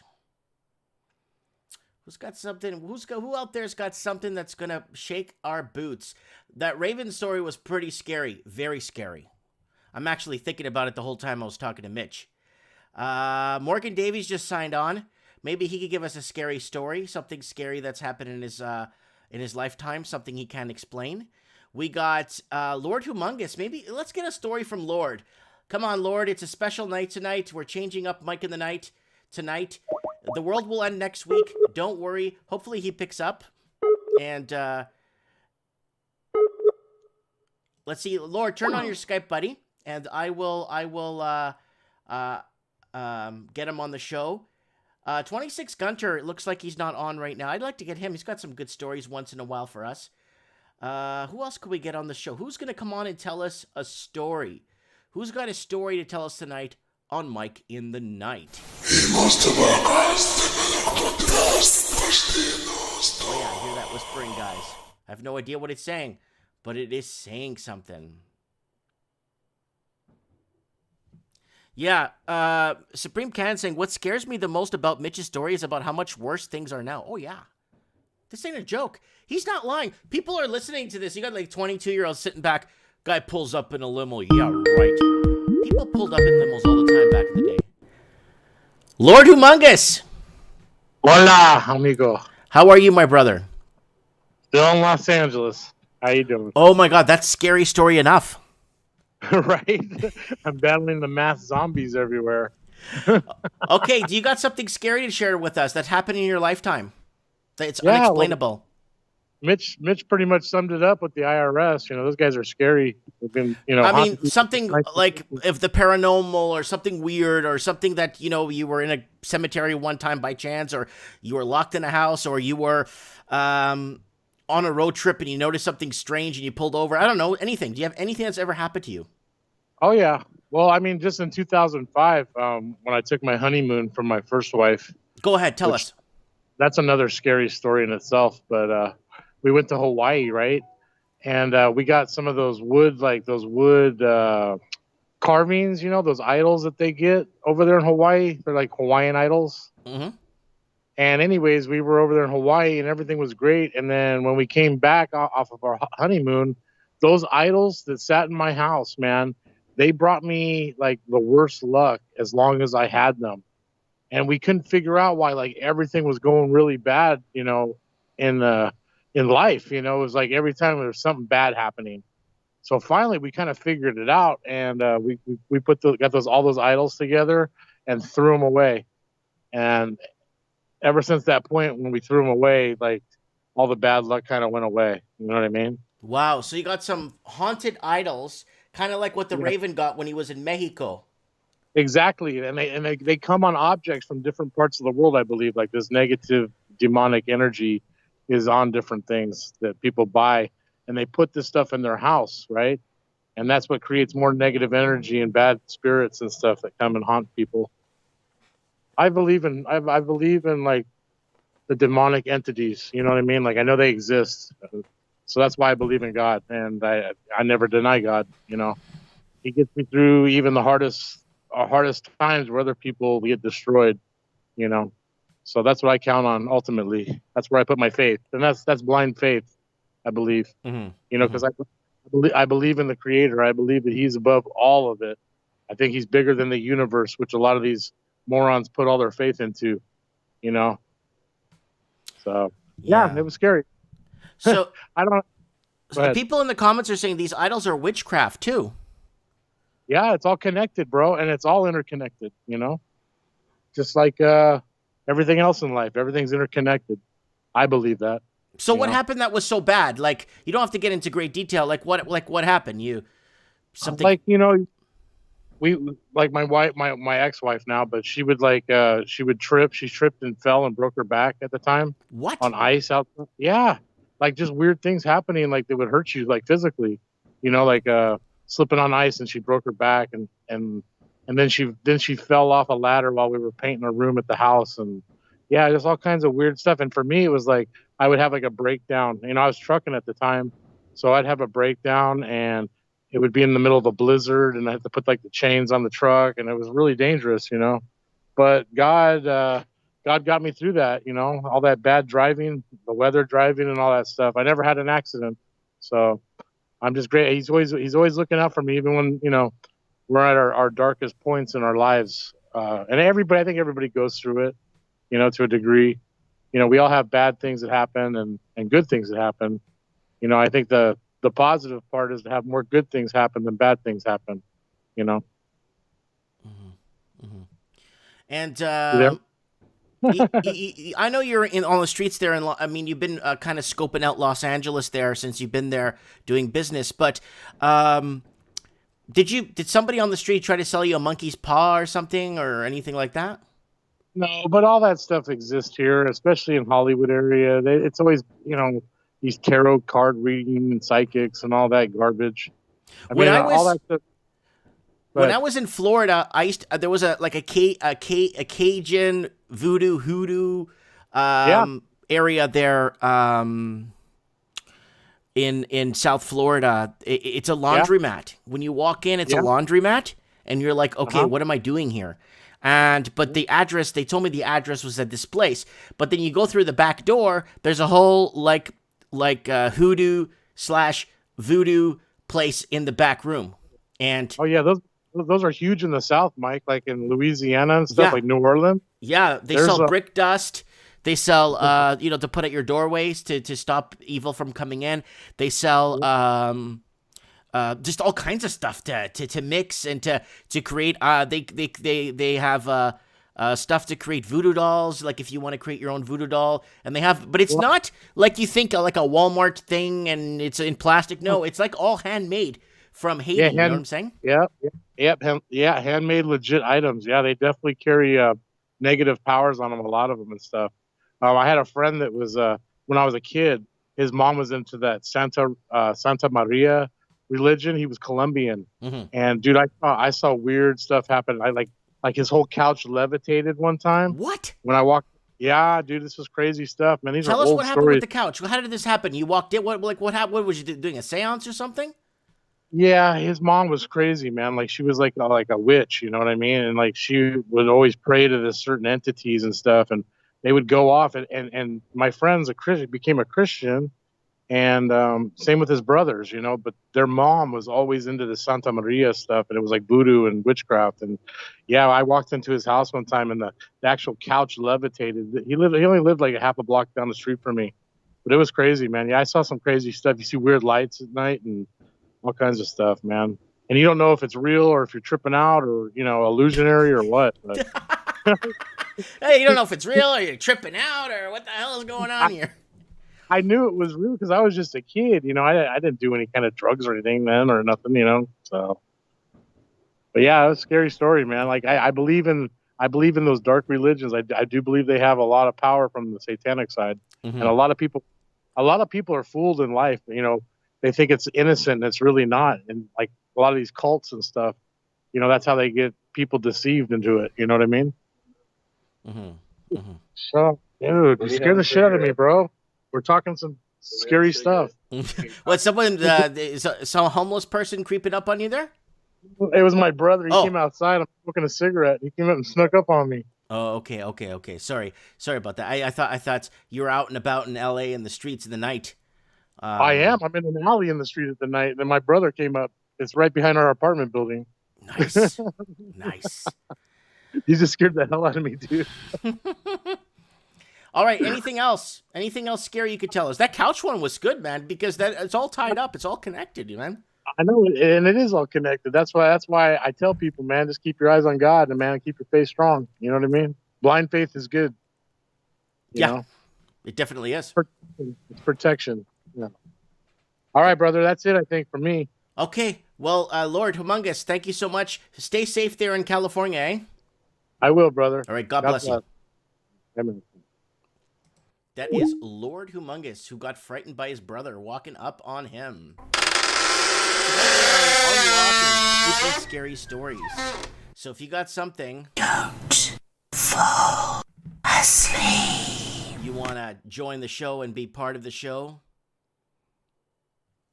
Raven's asking me to Google UFO on Falcon Lake. Why not? Let's Google UFO on Falcon Lake. We're going to go real quick and we're going to look at how to dress from Halloween from the 1920s. It's pretty interesting, guys. Take a look at this. Look at what people during Halloween. Look at that. The quality of the clothing is just uncomprehendable with what we dress with today in comparison to the quality what they had back in the day. The quality of the clothing back in the day was so rugged, it lasted pretty much your life. That's so cute. Here's your Halloween catalog from 1923. Imported paper masks. Half a dozen, 15 cents. Imported Santa Claus paper mask. But again, this is like the 1920s. This would be like quality paper. It wouldn't be like, all kinds. Ooh, litho heavy paper goggles. So everything was like cardboard. They used to call cardboard heavy paper back in the day. Mask fastener. What's that? Carnival hat assistant. American Gaza mask assortment, 39 cents. Woo, look at the wigs. How much was a wig back then? $4. Real hair. Yeah, good luck buying that for like $300 today. Paper noses. So this is what people used to go out and look for during Halloween in 1920. Not 1928. And this is the 1928 collection. Not only offers the Chinaman, Irishman, I can't even probably say that, and also the Jew, I could say that. Yeah, as a fun time, we all had a fun time and a great day. So there it is there. Oh, the pirate's good too. $4.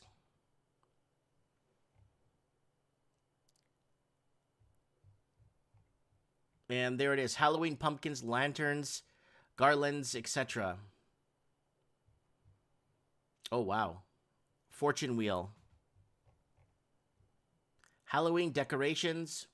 Values. World's largest novelty house service. So that's what it was back in the day. People would prepare and get themselves ready for Halloween. And Halloween was Ooh, masquerade costumes for all occasions. What year was this? 1930? So there it is there. And they look decent quality. I mean, today everything's like crap made in China. Very attractive crepe rose bud.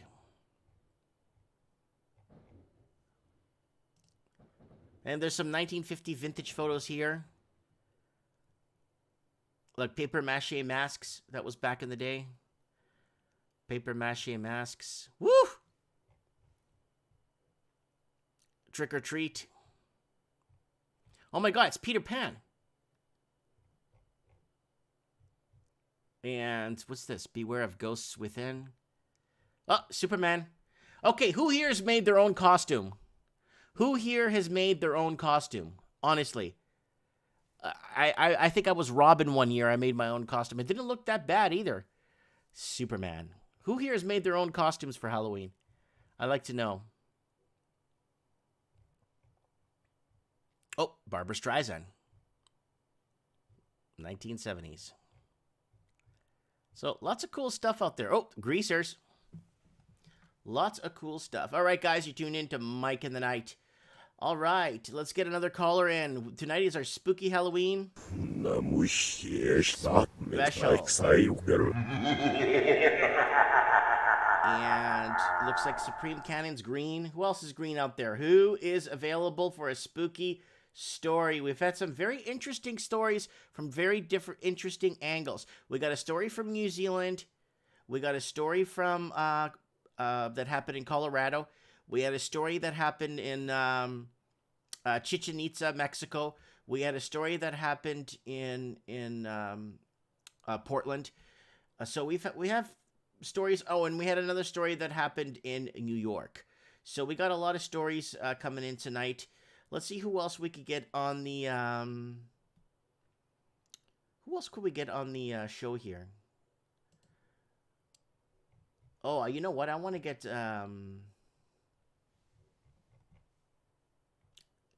He changed his name on his Skype here. Maybe he wants to stay anonymous. I'm not too sure. Okay, who else? Who else is out there? Let me see. Let's go to the comments. People used to be creative with costumes. Now they just order them on Amazon. Exactly. Thank you very much. People used to be back in the day so super creative. It was so much fun to see. Look at me. I just got this firefighter thingy. People used to make costumes and really spend like half the year putting this together for that one night. So people want a real horror story. Who's got a real horror story for us out there? Who's got something? Who's got something that they could share with us? I got a few myself. I don't want to bore you guys with my voice, but that one in Venezuela was a pretty intense one. That was pretty intense because of the people that actually told me the story were like, okay, these guys are credible. I don't see why these 35-year-old men would be making up this story, right? That's at the beginning of the show. I said it when Ralphie was on the show.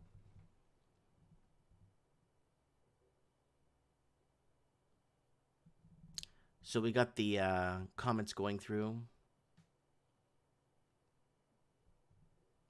Mike, I sent you some 1910 postcard Halloween pic. You did? Hold on. 1910 postcard Halloween pic from the Raven. Let's see what it is here. Oh, here it is.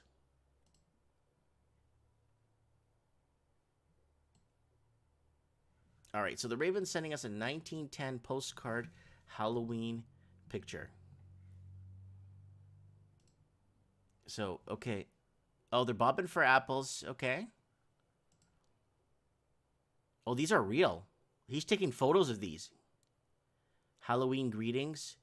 Oh, these are real postcards from 1910. For the love of Cain, here they come again. Spooks, witches, all of their ghostly on their ghostly train. Out for mischief Halloween.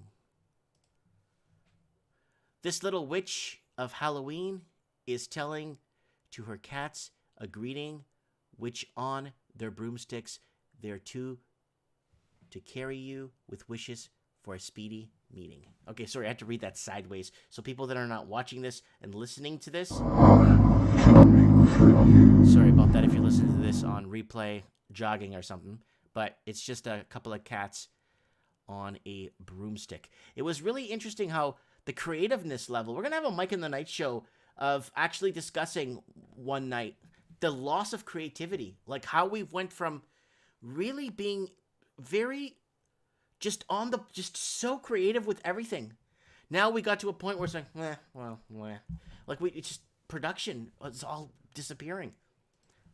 I think that would be a good topic while the world's ending around us.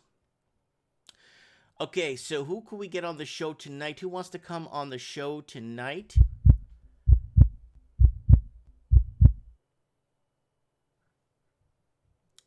Send me a quick message here on Skype. Skype lines are open. Let me see who we got here. Not too many people. Everyone's out. It's Halloween, right? Heart Sweet just put up a really good comment. We are being ridiculed for being creative. All right, so that's kind of true.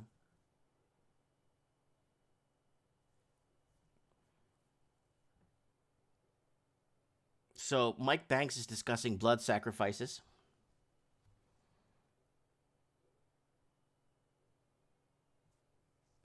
Woo! All right, it's enough dead air. Let's get somebody on here. So we had Mitch, we had Ralphie. Craig is not in the comments. I don't see him. And let's try and get Layla. Let's surprise Layla. Let's see if Layla picks up the phone. I know it's early in the morning in Syria right now. Let's see if she picks up the phone. I don't know if she's in Damascus right now, but no, she's not connecting. I would like to surprise her. Hey, how are things in the Middle East? Can you tell us something scary? I'm pretty sure people in different parts of the world. Well, the Raven says he has another story, so we might as well bring him on because we got some dead air. It's Raven told us a really good story earlier, so we'll call him. Hopefully he picks up his phone. He's got to always call me back for some reason, so.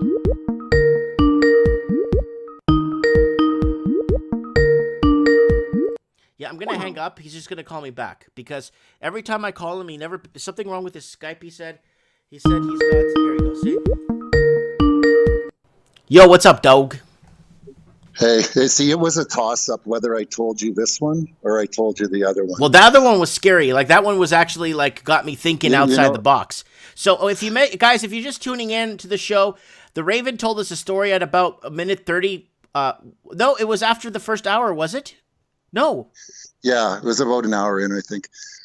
That first story, Mike, was scary, I guess. It's scary. It more bothers me. It's more worrisome to me later on. Thinking about life, afterlife, kind of puts you, like I really battle with religion in that.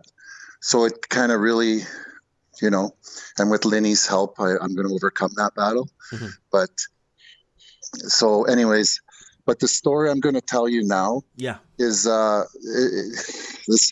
this story is happened to me for 5 years of my life. And this story terrified me. And I sold a duplex recently, right? Right. Everything that I'm about to tell you happened at that duplex. Okay. So I bought a duplex in 2011. And at the time I had several duplexes. I have one that I live in now that's big, huge, lots of hallways, it's a triplex really. But the one I live in now, in that part of St. Boniface, they call it the Holy City. 4 nuns lived in that duplex. That's a holy building. I've never had an issue there. I have a really large railway collection, like uniforms, lanterns. I collect everything that dead people had. Like everything I have is from people that are no longer here anymore. Antiques, all this stuff. I never had an issue my whole life growing up with antiques or all this stuff. Spin ahead to that 2011. June 1st, I took possession of a duplex in St. Boniface, Winnipeg. And I never really give any like credence to ghosts or aliens, or that's why I like economics. I can look at the numbers, I can see the facts, and tell you, well, that's not true. Like Bigfoot and stuff like that. Yeah. Yeah, Bigfoot is not the hide and seek champion of the world. I don't want to fall into the flat Earth. I like to, because it's hard enough people calling you a conspiracy theorist for everything you think, and we're trying to just wake them up or whatever. I don't want to digress. Okay. So, anyways. This duplex that I bought, and this is going to be a hard story here. A lot of people here are going to have nightmares after this. Okay. This was it was one of the hardest points of my life. This really was a very troubling time for everybody in my life that this was going on. So I bought this duplex. It was an 1,800 square foot duplex. I bought it off, actually, we have a baseball team in Winnipeg. I'm not going to say who it was, but it was a baseball player that lived there from the Gold Eyes, Winnipeg Gold Eyes. They actually retired his shirt. He was a well-known baseball player. Him and his fiance lived in this duplex. It was zoned R2, it was zoned duplex, but at the time I bought it, there was a staircase, and it looked original. It was super old. It came from the top floor, which was about a 600 square foot attic kind of space. There's staircase that came down into the main floor. This building was built in the early 1900s. That's back when farms were in that area. And so I go look at this place for sale I took my mom and dad with me, I think, and the real estate agent. I didn't notice anything about it. I just realized that half the building's under construction. The guy was a renovator, but he gave up. He just couldn't do it. It was a lot of work.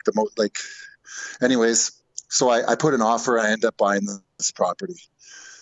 I take possession of it on September 1st, 2011.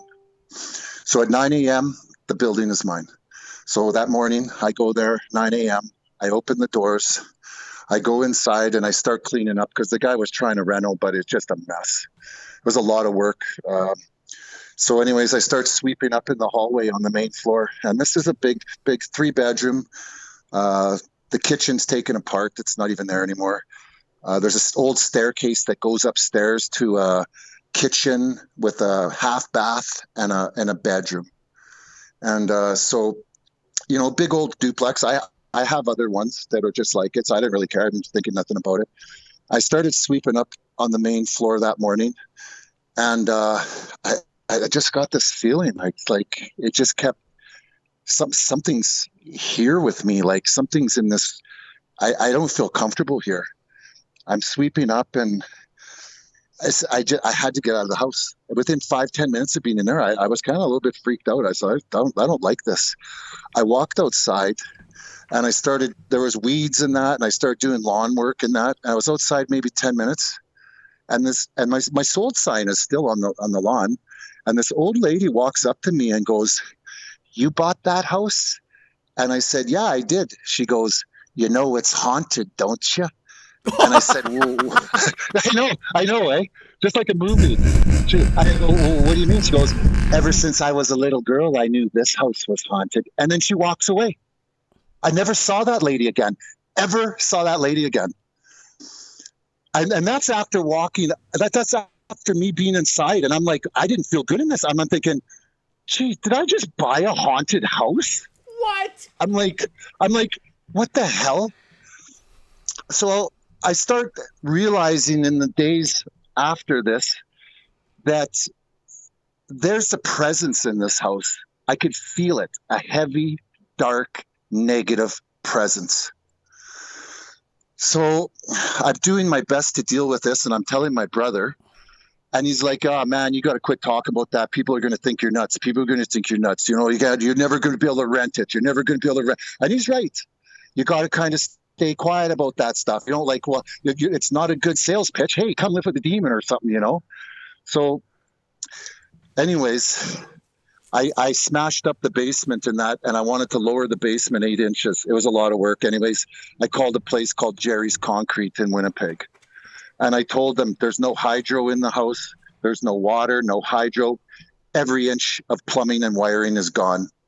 There's nothing. And they said, well, we can send a guy down tonight. He'll tell you how to prep the floor for the pour, because these guys are going to come pour it on Monday morning, and he'll come down and he'll explain it to you. And I said, yeah, okay. So this guy, Justin, shows up, at about 10 o'clock, 10:30 at night. It's dark. I got two lights with me, 2 flashlights. He's about 6'3", 240, 36 years old, big guy, right? Young guy. So we go in the house. We walk all the way down the hallway, 9-foot ceilings. We walk all the way down the hallway, around the staircase, and down below the staircase to go into the basement. And I had it all pea gravel and everything. And he said, okay, just put vapor barrier, do this. He's told me for 10, 15 minutes how to prep it for the pour. And I said, okay, right on. Good, thanks. I appreciate coming out. I'll call you guys. I'll be ready for Monday morning. So as we're going upstairs, I walk down the hallway on the main floor, and I stop and I turn around, and he's standing at the bottom of the stairs with a flashlight looking up the staircase. And I go, what's something wrong? And he goes, what's up there? And I said, well, I'm going to take that staircase out, and I'm going to make a 1-bedroom up there and put the staircase outside. And he said, can I take a look? And I said, yeah, go ahead. I'm thinking that he's just curious about properties, or, I didn't know I just didn't know really why he wanted to look, but whatever, go ahead. So by the time he walked up those stairs, I was at the base of the stairs. By the time I got to the top of the stairs, he was in that back room standing there. And I walked across the room, and he was standing there with the flashlight looking at the hairs on his arm. And I said, is there a problem? What's the problem? And he looks at me all disheveled. And he says to me, he goes, first off, my dad is a minister, 37 years. I'm a street minister. There's 4 ministers in my congregation. We go to churches, schools, wherever we're needed in the community. That being said, this is the most evil house I've ever been in my life, and you have to get all 4 corners of this house blessed.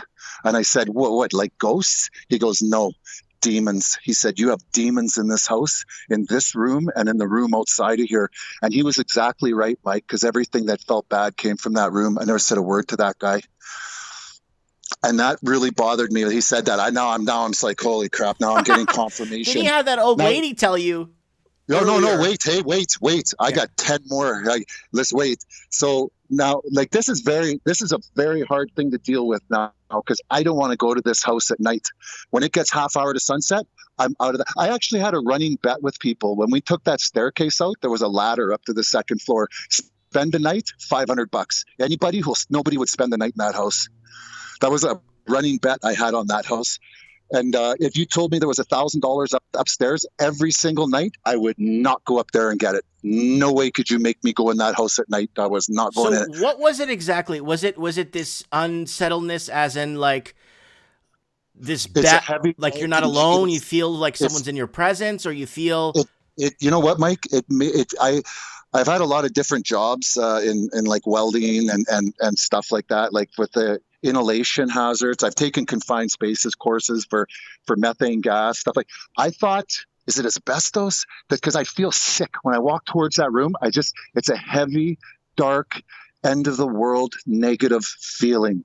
I'm not here to glorify my story or anything. I saw nothing. I heard nothing the whole time. But I'll continue with this story. That guy downstairs, he said to me, he goes, is it okay if I say a prayer? And I said, yeah. He goes, I have to put my hand on your shoulder. I said, yeah, whatever. He said, bless Raven's house and his friends who enter this house, blah, blah, blah, blah. And he left. But to hear that guy say that, it was just mind boggling. So I continued on doing the renovations, and my brother helped me a lot.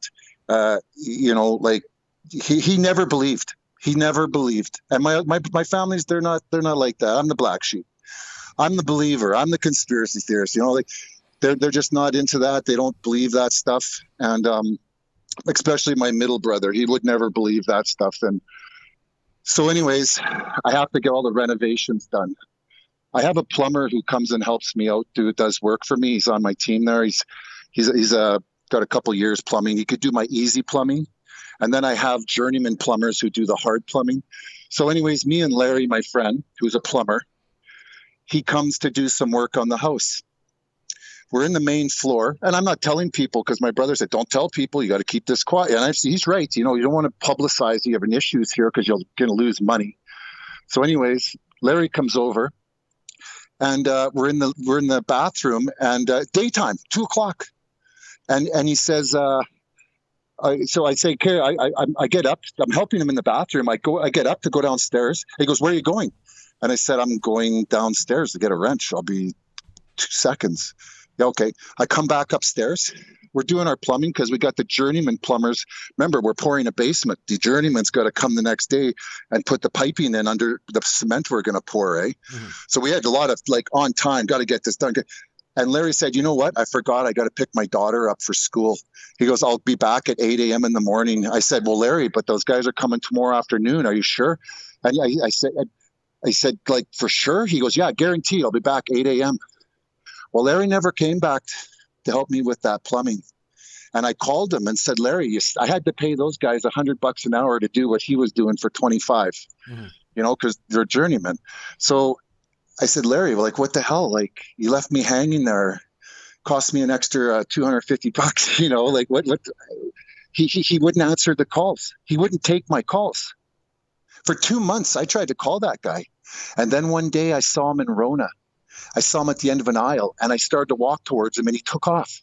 So I chased him down in Rona and said, what the hell? You left me hanging, man. What the hell? Why would you do that? Why'd you do that? You promised me and left me hanging. He goes, I'm going to tell you. When me and my daughter, he said, I'm going to tell you this, but don't you tell anybody this. His family, him and his sister, lived in a house where taps were turned on and books were thrown. And stuff happened in that house that his dad bought. They sold that house. His family sold that house 6 months after owning it.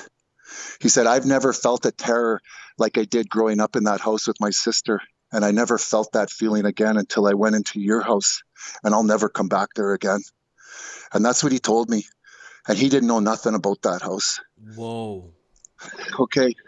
So now I'm thinking, this is, it's getting a little, I know it is what it is. And this coincides with me and Lenny going to Mexico. That was right during this time. It was a desperate time. I remember driving home from that place, and I only lived 5 streets away. And one day I got home and I shut the door and I looked at my house and I could tell that it had followed me there one day. And it just a fear. So now I'm thinking, I've got to get people into this house. Somebody's got to clean this house. And my neighbors, the old people, are saying, you should just get rid of it. Sell it. It's bad mojo, bad karma. Just sell it. I'm in Home Depot looking at tiles for the kitchen, and I run into my friend's wife. She lives a couple streets away. And I said, oh, hey, how's it going? Oh, hey, I bought this house. And I showed her a picture, and she goes, oh, you bought the haunted house. And I'm like... I'm like, what the hell? I'm from this neighborhood. What do you mean haunted house? She goes, oh, I've known ever since I was young that house was haunted. Okay. So anyways, I have a friend who works at CN. He lives 2 streets away. His dad lives 2 streets away. And he comes up and tells me, he goes, yeah, those people who lived in your house before you in that duplex, they were talking to Bill down the back lane because my dad's friends with Bill. My friend's telling me, and he goes, your neighbor Bill down the back lane says he's talking to that guy every other day. And he said they're leaving that house because they feel there's spirits in that house. Oh, that's great to know. I didn't see that on the for sale sign, So did you get an amazing deal on this house or something? I paid $180 and I just sold it for $421. Okay, well, you did okay on the depending on how much you put in, but I think you did Lenny okay. Sold it. But hold on, Mike, it gets better. This was ongoing for years. You know what? How much money that costs you doing rentals when you can't be there during the dark? Oh, okay, yeah, that's huge. Yeah. So I'm trying to figure out, how do I get rid of this? My brother Dave came by and he goes upstairs with his kid and he's like, yeah, right. He came downstairs and I said, so what do you think? He just looked at me and he just shook his head like, I could tell by the way he looked he felt something up there. I could tell. Yeah, I could tell because he was the first to go, you guys are, I could see the fear in his face. I could see it. So I start calling people. how can I get this place cleaned out? Like, how can I stop this? I'm terrified of this house. I'm terrified of it. Like, literally, I own a building that I'm terrified of. I can go there in the daytime and feel somewhat safe because the lights are on.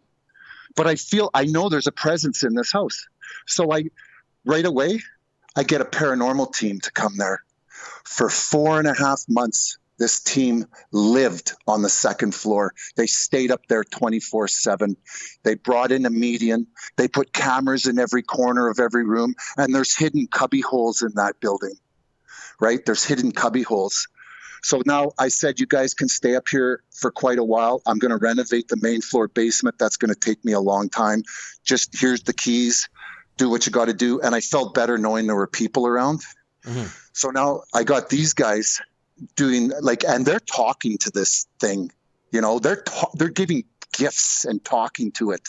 And I'll tell you, Mike, the video that these guys got, remember my older brother who helped me, who said, yeah, it's just a waste of time. Stop talking. He doesn't want to come there anymore now.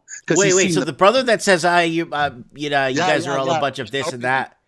Yeah, he doesn't want to come and help me anymore because of the videos. They called me and Linny and said, you got to come down here. You got to come down here right now and look at these videos. We want to show you. We met on the main floor. There was 4 of them. They said that my house was the best house they ever did for paranormal in their entire history. So in that back bedroom. Where are these videos? They're on his website. I don't know his name. I never looked. I saw them. That's all. He said he was going to put them on his website, though. Those are going to be his main videos. Mm-hmm. But you'll have to search paranormal, probably in Winnipeg. I don't even know if he's still around. Mm-hmm. But that room, that back room, I took out of that room any chance of a reflection. I boarded the window and then cardboarded the windows. I took the light switches out to the wires, cut them deep. I took the light, everything. That room was void of anything other than drywall and hardwood floor. There's nothing that you could. So they put 4 cameras in each corner.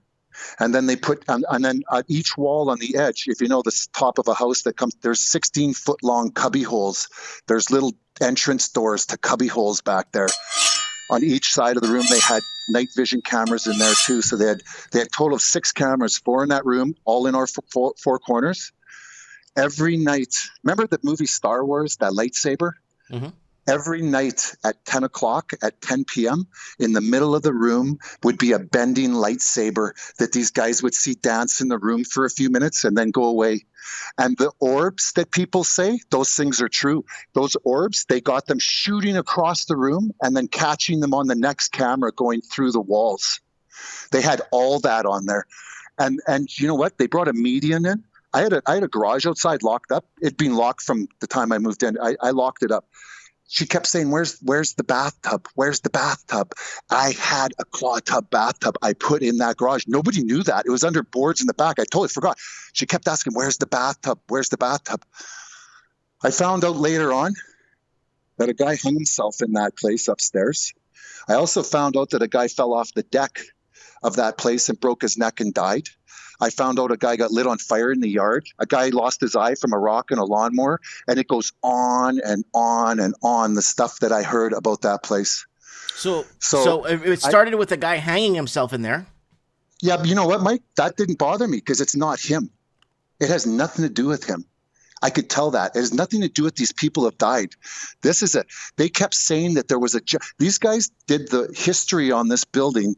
Every single person, everything about this building, they had it all intricately done in books.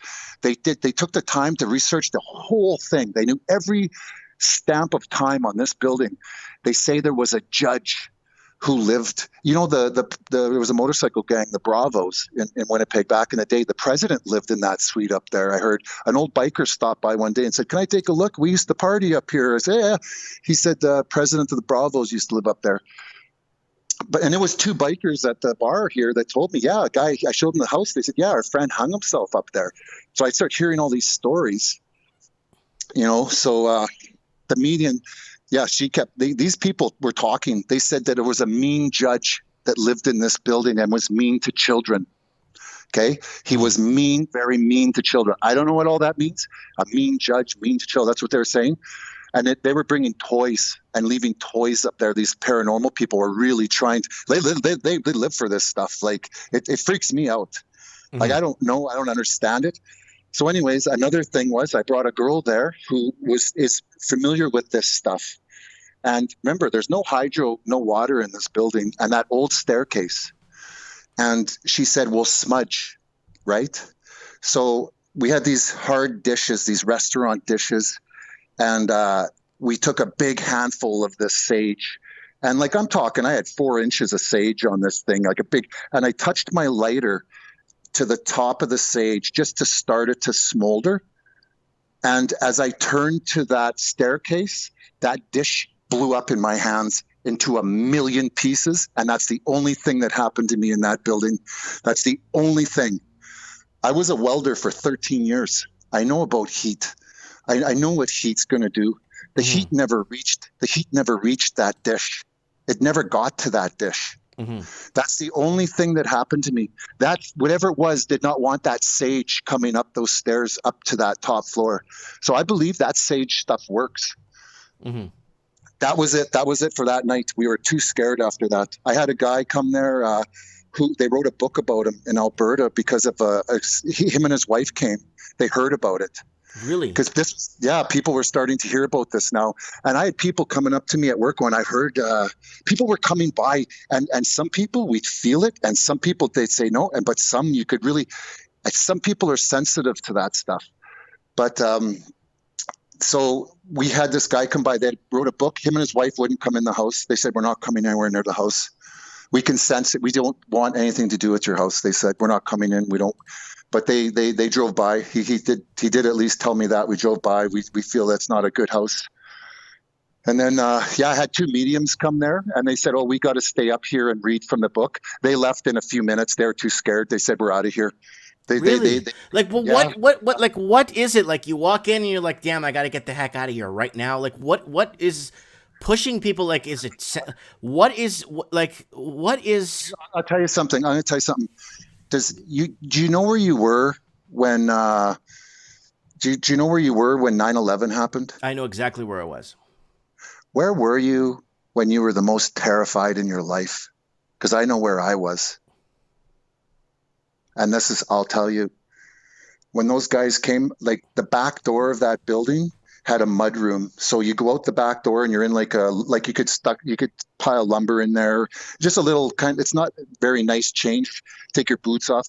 It was about a 10-foot by 10-foot building off the end, right? So it's kind of like a veranda, but it's hard, built a big heavy wood, crappy old door. It didn't lock properly, so I put a big brace against the wall and I screwed the door shut so no one could get in that door. And like I said, I don't go to this place at night. I bought a Champion generator to have lights just in case, and I had a generator outside and a cord running into the basement. That's where I was working, trying to get it ready for them to come pour the basement. And so I had to go there.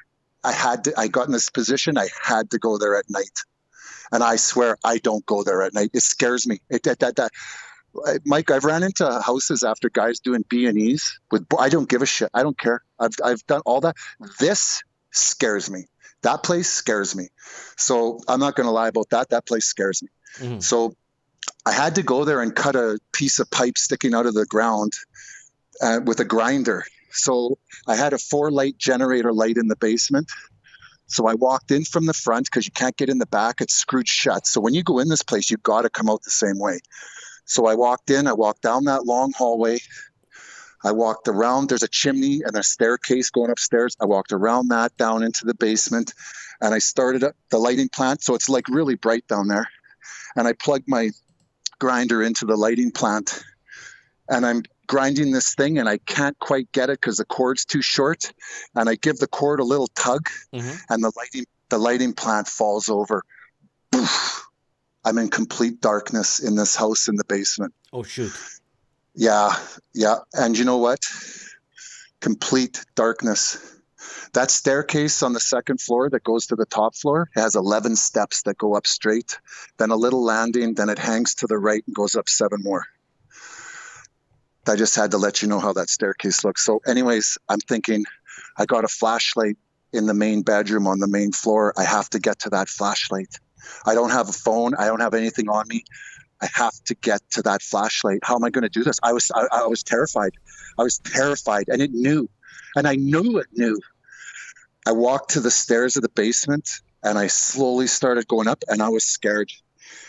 And as I got to the main floor, I walked around the chimney that's connected to the staircase, and the staircase is open. And I could tell at that was the most terrified of my life. I could tell somebody was sitting on that landing, sitting there crouched on the ground, grinning at me. I could see them as if I could see them as clear as day. I knew they were there, and they knew that I knew they were there. And I walked down that hall just slowly, and I got that flashlight, and I kept walking out of that building, man. And that was the most scared of my life. And I knew that it was sitting there. I knew that. I could feel it sitting right there. Yeah, there's many stories about that building that happened to me over those years, and I was in so deep in renos, I couldn't destroy the building. I was in too deep. I didn't want to take the loss. I put $100,000 easy cash into that building. You know. So what did you do? Like, how did you end up? Like, so this went on for what you said 4 or 5 years. Yeah. I worked on that place every minute of my time. I did a 3.5-year renovation on that building vacant. I kept it vacant. And I kept hearing stories about people saying, oh, I heard this at that place and this, you know, and the paranormal people the whole time are showing me these orbs flying through my house. And I'm like, what the hell? You know, like what? And I had to get away, and we went to Mexico. And then that's where that other story, that all happened in that same time frame. I must have been open. You have to be baptized. I really believe there's something about that. It took that for me to realize, like, you know, I'm not going to glorify. I'm not going to glorify any bit. I saw nothing. I heard nothing, just for that dish blowing up in my hand. And that dish didn't just crack. That dish blew up into like 1 million little pieces with that sage on it. I know there's so many other stories that have to do with that house. I just sold that house, you know. Did you ever end up living in it the whole time, or? I lived upstairs in that room for the last 4 years. And do you want to know how I was able to do that? How? And I battle with religion. I really do. I know a Christian. Her name's Linny. She came there and expelled that from that house. She did that. And that house felt clean after she did that. Somebody who's truly connected to a belief of God. Somebody who truly has God and Jesus at their back. You know, she taught me that when it's close, and I yelled in that building before, get behind me. You have no power. Get behind me. She told me that. Yeah, she cleaned that place, and I was scared because I thought, how am I ever going to live there? And you know what? I had no issues ever living there after that. Never felt any issues there after she went there. Somebody truly connected to God cleaned that place. And when that happened, I guess when you sold the building, it was okay, I guess? There was... Yeah, I had no issues, no. But those mediums, they're all fake. Those people are fake. They have no connect. They can't. They can't help you. They can be a vessel for something, but they're not going to clean it. And these people who say, "Oh, I'll come and sprinkle holy water," and this, no, you have to have a connection to God. If you don't have that, and then they have to leave. Those paranormal guys, there was another thing. When we were doing renovations, we called them up because that back bedroom, listen to this. We called them up, me and my brother, ripping down walls because they don't like when you rip down their area.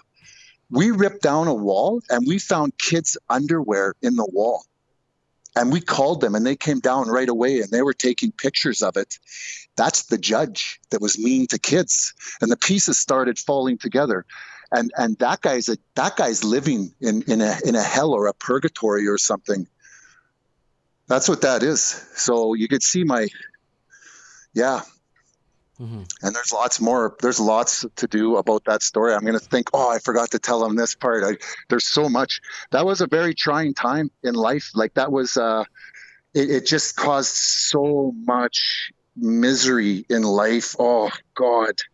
I had big creepy duplexes, never had an issue like that. Never even considered that would happen. You know, I never even considered that. Yeah.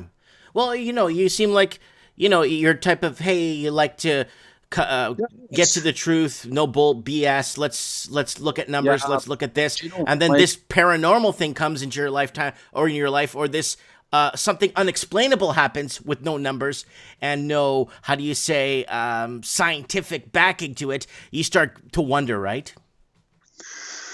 The thing is, I don't need to be running around going, oh, hey, I got a ghost. I got a ghost. Oh, okay, sure you do. Yeah, okay. Yeah, you got, it's already bad enough saying that I think the economy is going to collapse. People are like, okay, I've been hearing that for 30 years. Yeah. I'm not looking I didn't want that. I'm not a ghost fanatic or that, but I will tell you one thing. I know one thing. There's something out there that we don't understand, or maybe we do, but I took that entire building apart, the roof right off, the basement gone. I searched that place. I went in and out of every single wall. I did more work on that building than anyone I've ever heard of doing work on a duplex in my life. I was looking for something asbestos or something. There was nothing. There was nothing. And in that room, those paranormal guys were up there for 4.5 months and they didn't want to leave, but I had to renovate the top floor eventually. They said, this is the best house we ever worked at. The best. And all yeah. And the pictures they're showing us of that lightsaber in the room, right at the same time. Yeah, they were sitting in there talking to it. I couldn't be around for that shit. I don't want nothing to do with that stuff. Just talking about this invites it into your life. Yeah. And I'll tell you something. I'm not baptized, and I know I'm looking for more answers first, right? Because I don't like the way the world's progressing, and they're doing a playbook right out of Revelations here. This is they're playing Revelations. Maybe I can't find all the answers, but I'm looking for the answers before I commit to a team. I want to know the truth. My people shall perish for lack of knowledge. I want to know, so I have the right to know. So, but I'll tell you that living through this stuff and that thing in Chechnya and that, I know. Oh, and another thing, every time I look at numbers on an odometer, see, when I drive a train, we have counters. You hit the button and it counts up the length of your train. Because let's say you're going over a little spot where you have to go slow. So you need to know when the tail end of your train is over. Every time I hit that counter and I look over, it's at 666 feet or 6,066 feet or 1,666. Or the license plate in front of me, like today, was 666, or my odometer is 666, or the mileage, my miles to be off for miles. Oh, I need 666 more, or it's always 666, and it's way too. And I'm like, so I contacted a lady online on the internet, and she said, oh, it doesn't necessarily mean a bad thing. It's have to do with the earth and heaven, all this stuff. And I'm like, man, I'm just seeing it too much. Yeah. Maybe I'm looking for it. Why am I not seeing 555? Why am I seeing 666 all the time? Yeah, or 321. It's telling me we got you. So you better you better get right in life and make the right decisions in this life, because I think that maybe the next one you're going to be living it over and over and over. Maybe you don't get a chance to come through this one again.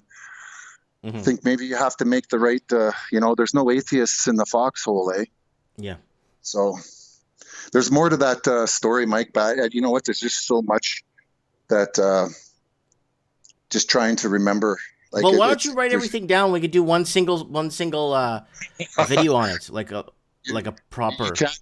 You can't believe how year after year of owning that place, you can't go. It's only 5 streets away from my house, and you can't go there. You got to remember, I got one. I had at that time. I had probably the largest collection of railway memorabilia in the country at that time. and lanterns, locks, uniforms, desks. I have dinner plates from the Empress of Ireland that sank with 1,300 people drowned on the Empress of Ireland. I have those dinner plates. Really? Everything I have. Oh yeah, I have. Yeah, they were $1,000 a pop on eBay. I got 2 of them and some silverware from that ship that sank off the Gulf of St. Lawrence. It hit a Norwegian ship, the Storstad, right around the time of the Titanic, but these were poor people. She didn't hear much, but they sank really quick in about 120 feet of water. I think it took 14 minutes. Like 1,300 people drowned. Empress of Ireland. You can see it on Google if you ever Google the dives. You know, I'm going to come and visit you when the weather gets better. Come and see you and make some videos. Yeah. So, but I have stuff like that. And I bought stuff from grieving widows. Oh, my husband died. I just wanted to go to a good home. I've got tons of stuff, everything I own. And that's tens of thousands of items. Like I got trailers full of antiques but all from dead people. But I never let it grab a hold of me thinking, oh, ghosts, blah, blah, blah, blah. I'm not interested in that. That doesn't interest me. Economics and the world and money and finance and that stuff interests me. But this just happened to me. And I'll tell you, when you don't want it to happen to you, it's a horrible, very horrible thing. Like, very horrible. And I know there's some other incidents I'm forgetting to tell you, but. It's okay. It's okay. It's okay. Yeah. All right. Yeah. Breathe, relax. That's been a good 40 minutes, but it was worth it. I hope everybody enjoyed it. All right, Raven, I'll let you go. And all right. I hope you guys enjoyed that. So. Oh, that was a story and a half. I'm going to clip it out. I'm going to clip this story out, and I'm going to actually make an independent video on this one. Yeah, I wish I could. I'm just trying to think because I know there's some other stuff that happened there. Okay, no biggie. No biggie. Yeah. Okay, we'll talk soon, all right? Okay, right on. Ciao. Have a good. Thank you. Well, that is the Raven. Wow, that is a story and a half. Guys, I want to thank Matthew for making me this. Mike in the Night. You can't see this because it's green. The green screen's taking it out. It's a Mike in the Night patch. He embroidered this thing, handmade, shipped it from Australia to my door. So this is from Matthew. Thank you for sending me this Mike in the Night. Man, I might even put it on something and actually like walk around with it. It looks really good. And again, it's handmade. Lots of work went into this. Lots of lockdown hours. Mike of the Night. Thank you for making that. Okay, so that was a good one, Raven. So I got a friend here in the comments, Fuking, Reuven. I'm trying to see, he's saying he's messaging me on Skype. I don't see him on Skype. If he could just add me on Skype, Mike Martins 1980, to come on the show and tell us what the heck is going on. Because I don't see him here in chats. Because I'd like to say hi, and he said he has a story and a half for us he wants to share tonight. Yeah, that's a pretty scary story. I don't know if Raven's allowed to give the address. Somebody's asking. Oh, someone's asking me to show the digital designs. There's a digital design for this. Okay, send it to me in my email. I think you got my email. I have it. I don't know. There's just so much stuff I get from so many places. Like just at the same, from like emails, Instagram, Facebook, what's that other thing that people use? Text messages, Skype. Yeah.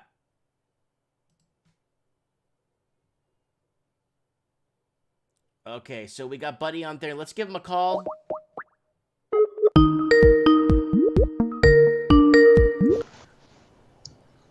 Hello. Hey, how's it going? Good, thanks. I'm kind of surprised. Yeah. Okay. Sorry, I thought you were the other person. Okay. Who are you in the comments? I'm Daniel G. From Australia. Oh, cool. Okay. Well, Daniel, welcome. All right. Tell us, buddy. Do you got something that's, we're doing something special today. It's all economics, doom and gloom, banking, gold and silver. And yeah. It's Halloween. Let's just talk, there's so much bad going on. We know it's happening. Let's conjure up some good stories. What do you got for us, buddy? Mine's a sleep paralysis story. It's a what? Sleep paralysis. Oh, yeah, please tell us. Yeah, so I'm originally from South Korea. Okay. So when I was a kid in elementary school, I was like 11. I had a family dinner, and when I came back home, it was 8 p.m. and I suddenly became super sick. I threw up everything I had that day, and I had a really bad fever. It was like 40 degrees Celsius. It was very serious. So I felt sick, and I was in bed for like days. But I've never been sick ever like that. And suddenly I had sleep paralysis. Um, it was like the scariest thing I've ever experienced. So Was it after I you went think, to sleep or during sleep? Did it wake you up? yeah, it was during sleep. Um, at first, like my eyes were open and I was kind of conscious. I knew what was going on. I could see everything around me, but I couldn't move my body. But so I felt like something was really pushing down, as if something was like sitting on top of me. Um, but funny thing happened, like my body moved on its own, um, as if like I was possessed. So I stood up, and it wasn't on my own will. It was like something moved me, and I So moved something around my. stood you up from the bed. Yeah, but yeah, it wasn't like something outside my body moved me. It was my body moving on its own, like sleepwalking.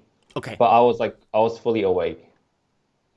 So I moved around our house, and I was like saying something, like I don't know, I don't remember exactly. I was like, uh, saying random things, and I moved around house like running, like not running, like walking really fast, and I did that for like hours, and it woke my mom and dad, and they started praying, and because they were like kind of Christians, so they were trying to expel like the spirits. Uh, I don't think it worked immediately, but it it kind of after like 30 minutes of praying and stuff, it something left me, if you know what I mean. Wow. So it Yeah, took you over. kinda, yeah. Uh, yeah, I just had no control over my body, so I was like moving my arms like you know in a really weird way, like walking really fast. Um, and yeah, I had a few more sleep paralysis after that. But I think it's something that people really don't understand unless they experience. There's like they try to explain it in a scientific way, but I did feel like there was like a really, really evil presence around me, like a really um, malicious entity. Was this in South Korea or was this in Australia? It was in South Korea. Okay. What, Yeah. like the place you were in? I mean, is it generate? It was a generational home. Like, was it passed down from family, or did you? Are you the? Was it bought on site? Was it you building? Like, what was the situation with the housing? Was it? Is it old or? No, I don't think it was something to do with the house, but my mom told me after that both my parents' uh, family, they were really involved in the um, ancestor worship, and my mom's family were really into Buddhism, and my dad's house was really into the uh, really ancient occult practices um, like shamanism and things like that. And she was like thinking that perhaps those things influence um, a lot because those things eventually become curses Right. and they can pass down generations. So perhaps those things influenced me. And another thing that I've experienced was I had to stay in my grandma's house because my parents were busy. I was sleeping, but I had a really terrible nightmare. Kind of like it felt kind of like sleep paralysis. But when I kind of woke up, I saw my grandma. She was a really devout Buddhist. She had those prayer beads.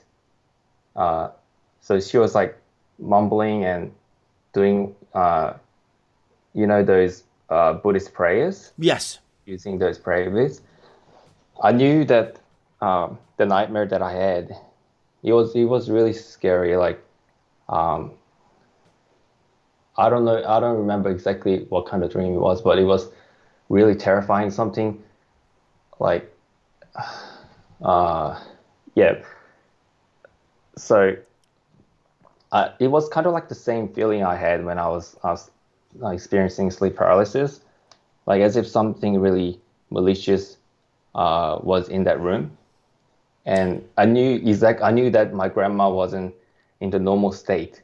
She was really, I thought she was kind of really not who she was when she was praying. Mm-hmm.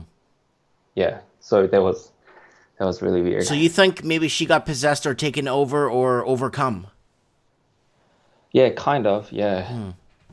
Yeah, because you know what it is. Nowadays, we live in a society where if you can't scientifically prove anything, it's automatically it's a hoax or it's not real. Until things like this start happening to people, like you're explaining to us, then stuff like this happens to people. They start looking outside the box and wondering, "Uh-oh, how do I explain this scientifically?" Right? And it's all empiricism. Like unless you can observe. Mm-hmm. It can't be proven, and therefore it's not real. Yeah. But like, I don't think science is fully.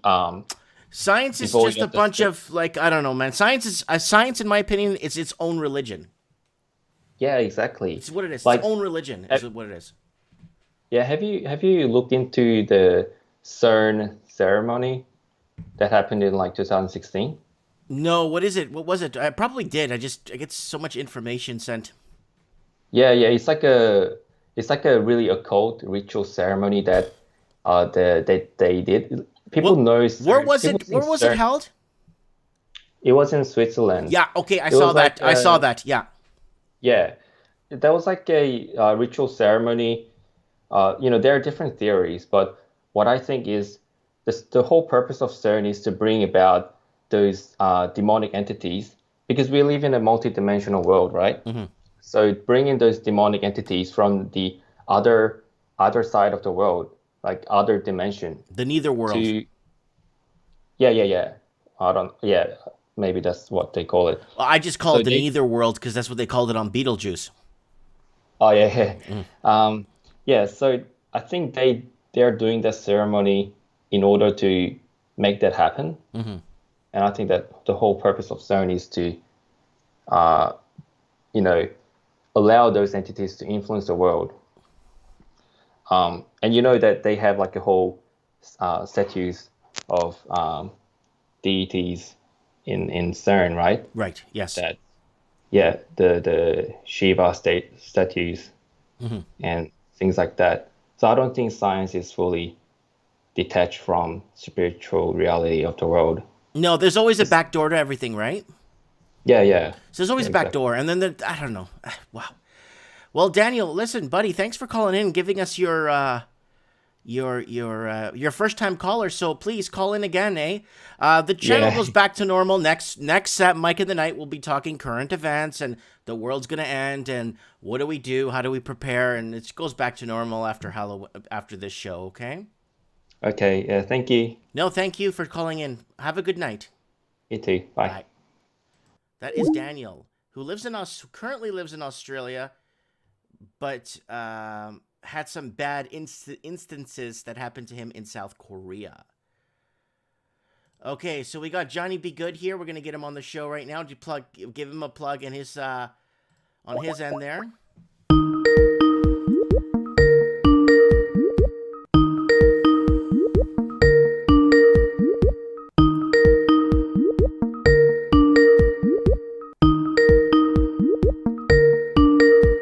pick up, dude.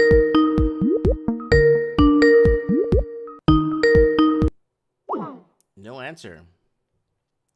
That's from Johnny Be Good. Johnny isn't picking up. We had Johnny Be Good on the show tonight. Hopefully he could...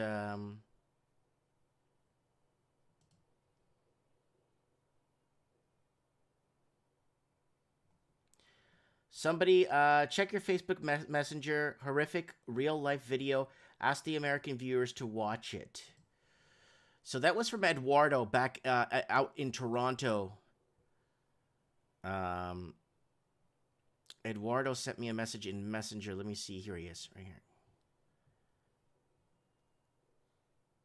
Oh, this might flag. This is, it looks good, but I don't know if I could play it because it might flag a copyright. But I think I can't share this to you.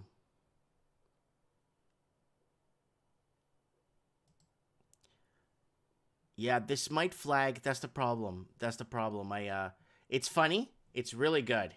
And it's political. But it might flag because the YouTube will pick up the,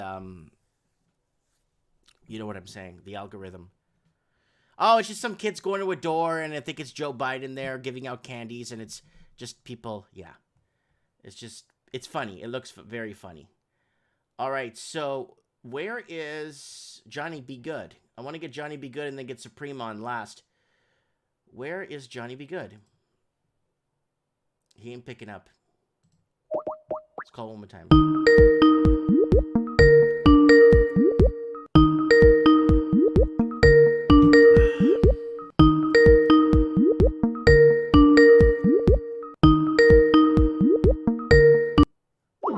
No Johnny Be Good.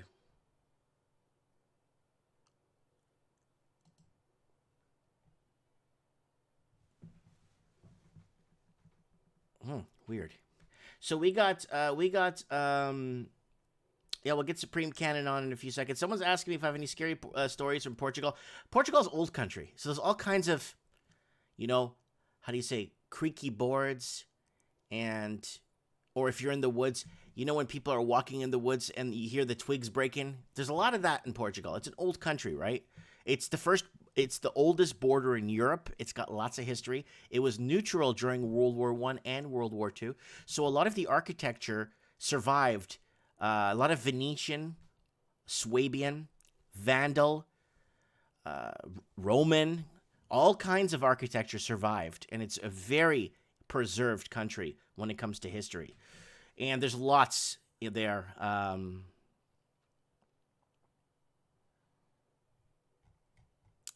So someone's saying play it at 1.5 speed. No, it's on Facebook. I can't. It's on a Facebook Messenger. It won't let me adjust it. Just volume, and that's it. London is evil too, says Lord Humongous. I'm pretty sure we'd have people from Britain calling in with stories if it wasn't 2 a.m. there. Okay, Matthew's saying he sent... the digital. So these are the digital prints of the Mike in the Night. This is from Matthew. He took the time to make this, and this looks pretty cool. So let's take a look at this guy's article scan. There it is. 1, 2. Really nice. Digital prints. So I put them on a mug or something. The chicks will love that. The chicks will love it if I threw that on a mug. Thank you, Matthew. There it is right there, the physical he made me. Mailed this all the way from Australia. And you can't see the green because it's a green screen, but handmade. Probably took him 2 weeks to put that together. All right, let's get Supreme Canon on the show.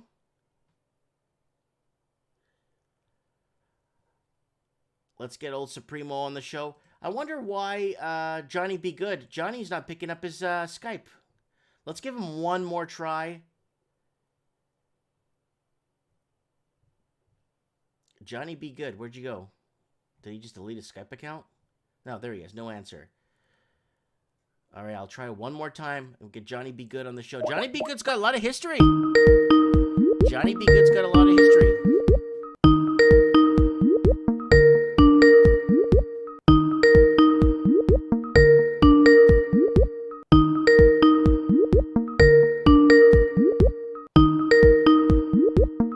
No answer. Wow. Well, I tried calling him. I tried calling you, Johnny Be Good. I know he's out in Salmon Arm somewhere, but he's got a lot of history, this guy. This guy you don't play with. This guy is tied. This guy has ties. When this guy came in to see me in person, pulled up in a Rolls Royce, he's like, yo, I need to talk to you. And this guy's tied. This guy's got ties right to the top. And he's got a lot of stuff.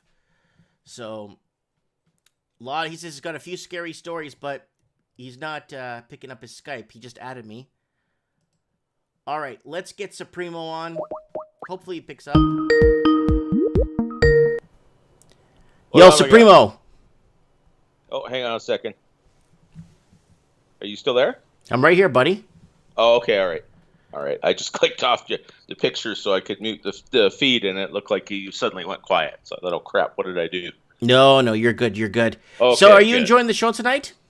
I am. Yeah. It's been entertaining, thought provoking. Yeah, we gotta. I mean, next week. Oh, Mike, how come you're not talking about what's happening in France? Hey, don't you worry, because next week is something even worse gonna happen. Oh boy. Yeah. So it's like, we could only. We do what we do here on the show. We hang out, we talk, we bring up current events.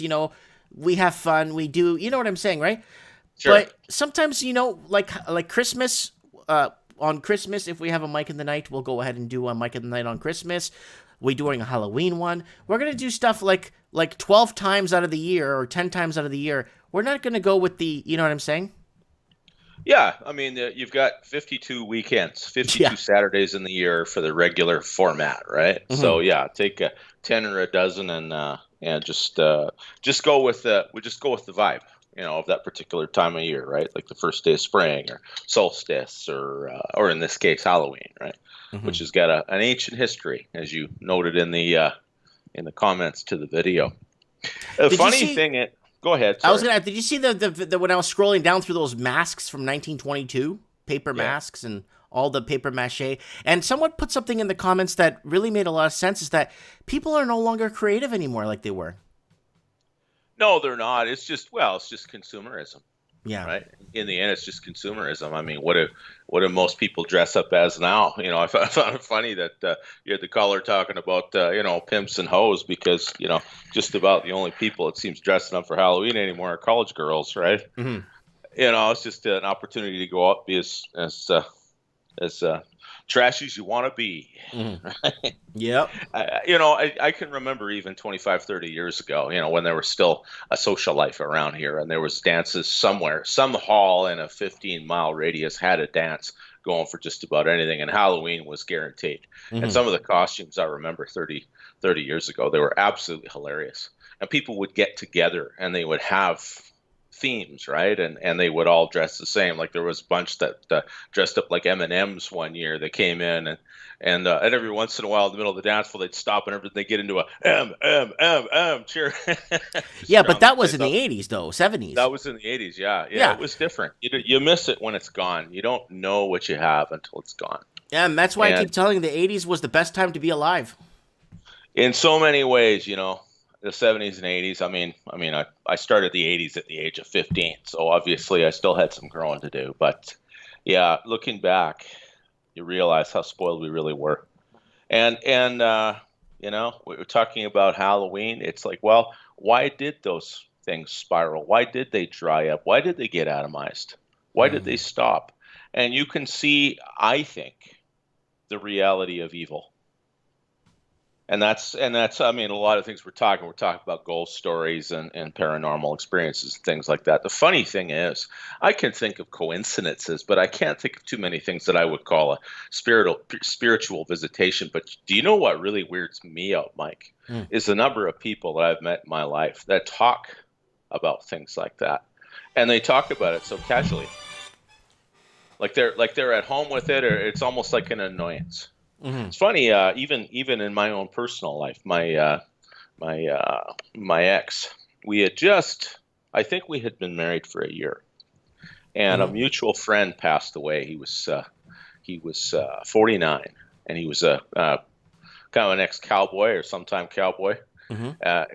He was in the pickup waiting to go to work with a bunch of guys, and they come up to the vehicle, and of course he sat in the middle, because any smart cowboy knows if you sit in the middle, you don't have to drive, you don't have to open the gate, right? Mm-hmm.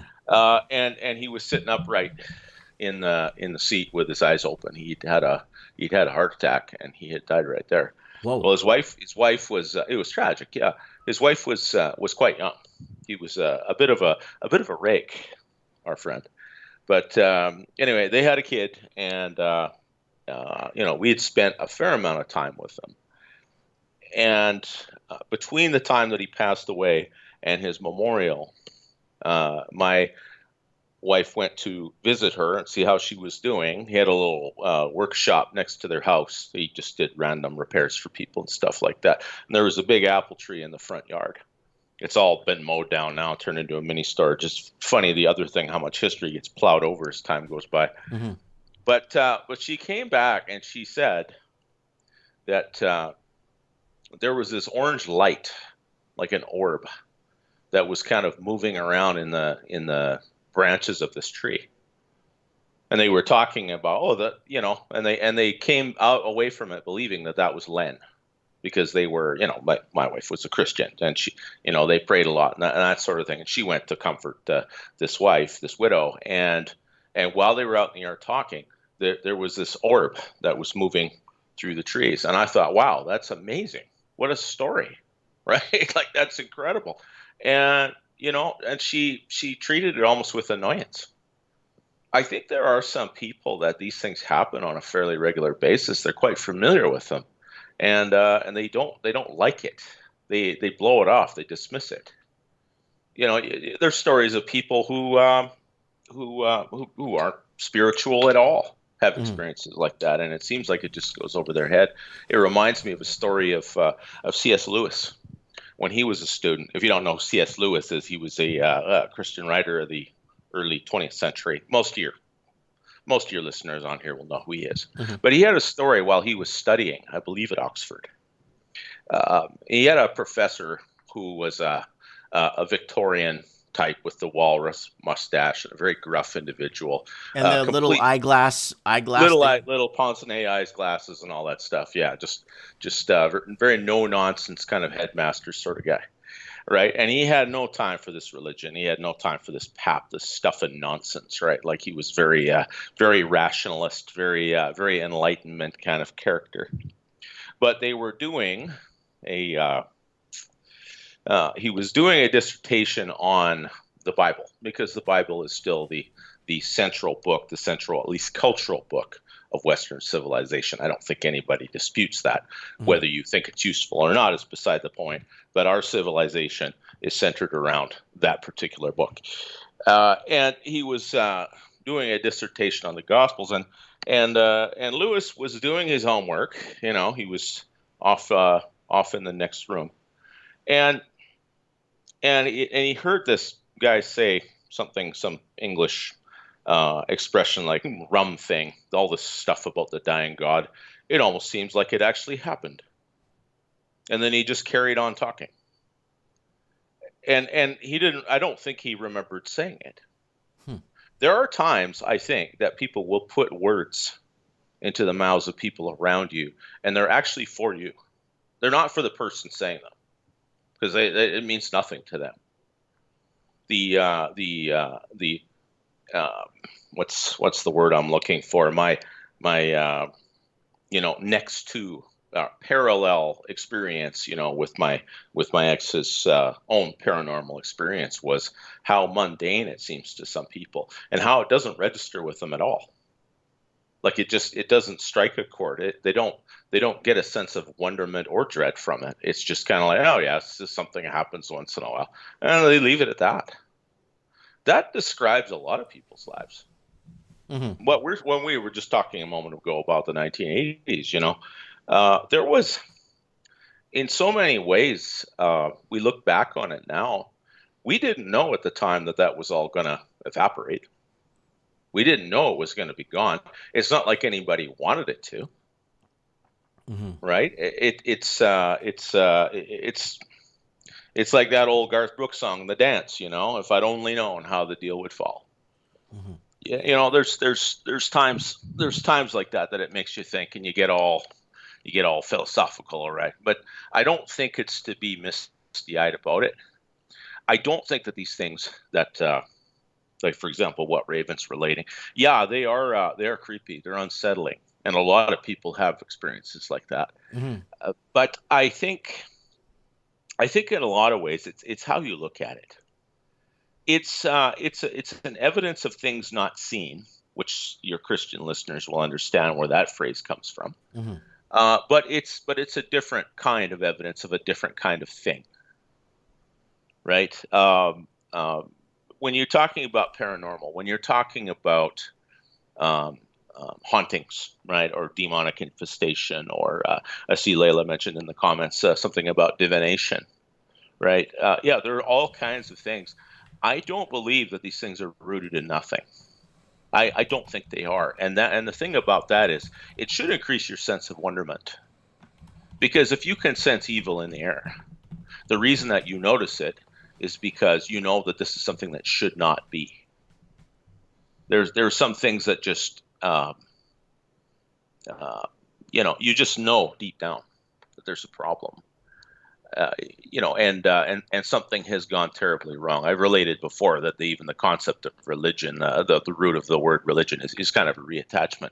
It's a seeking to regain contact with a reality that we once had contact with and now have lost.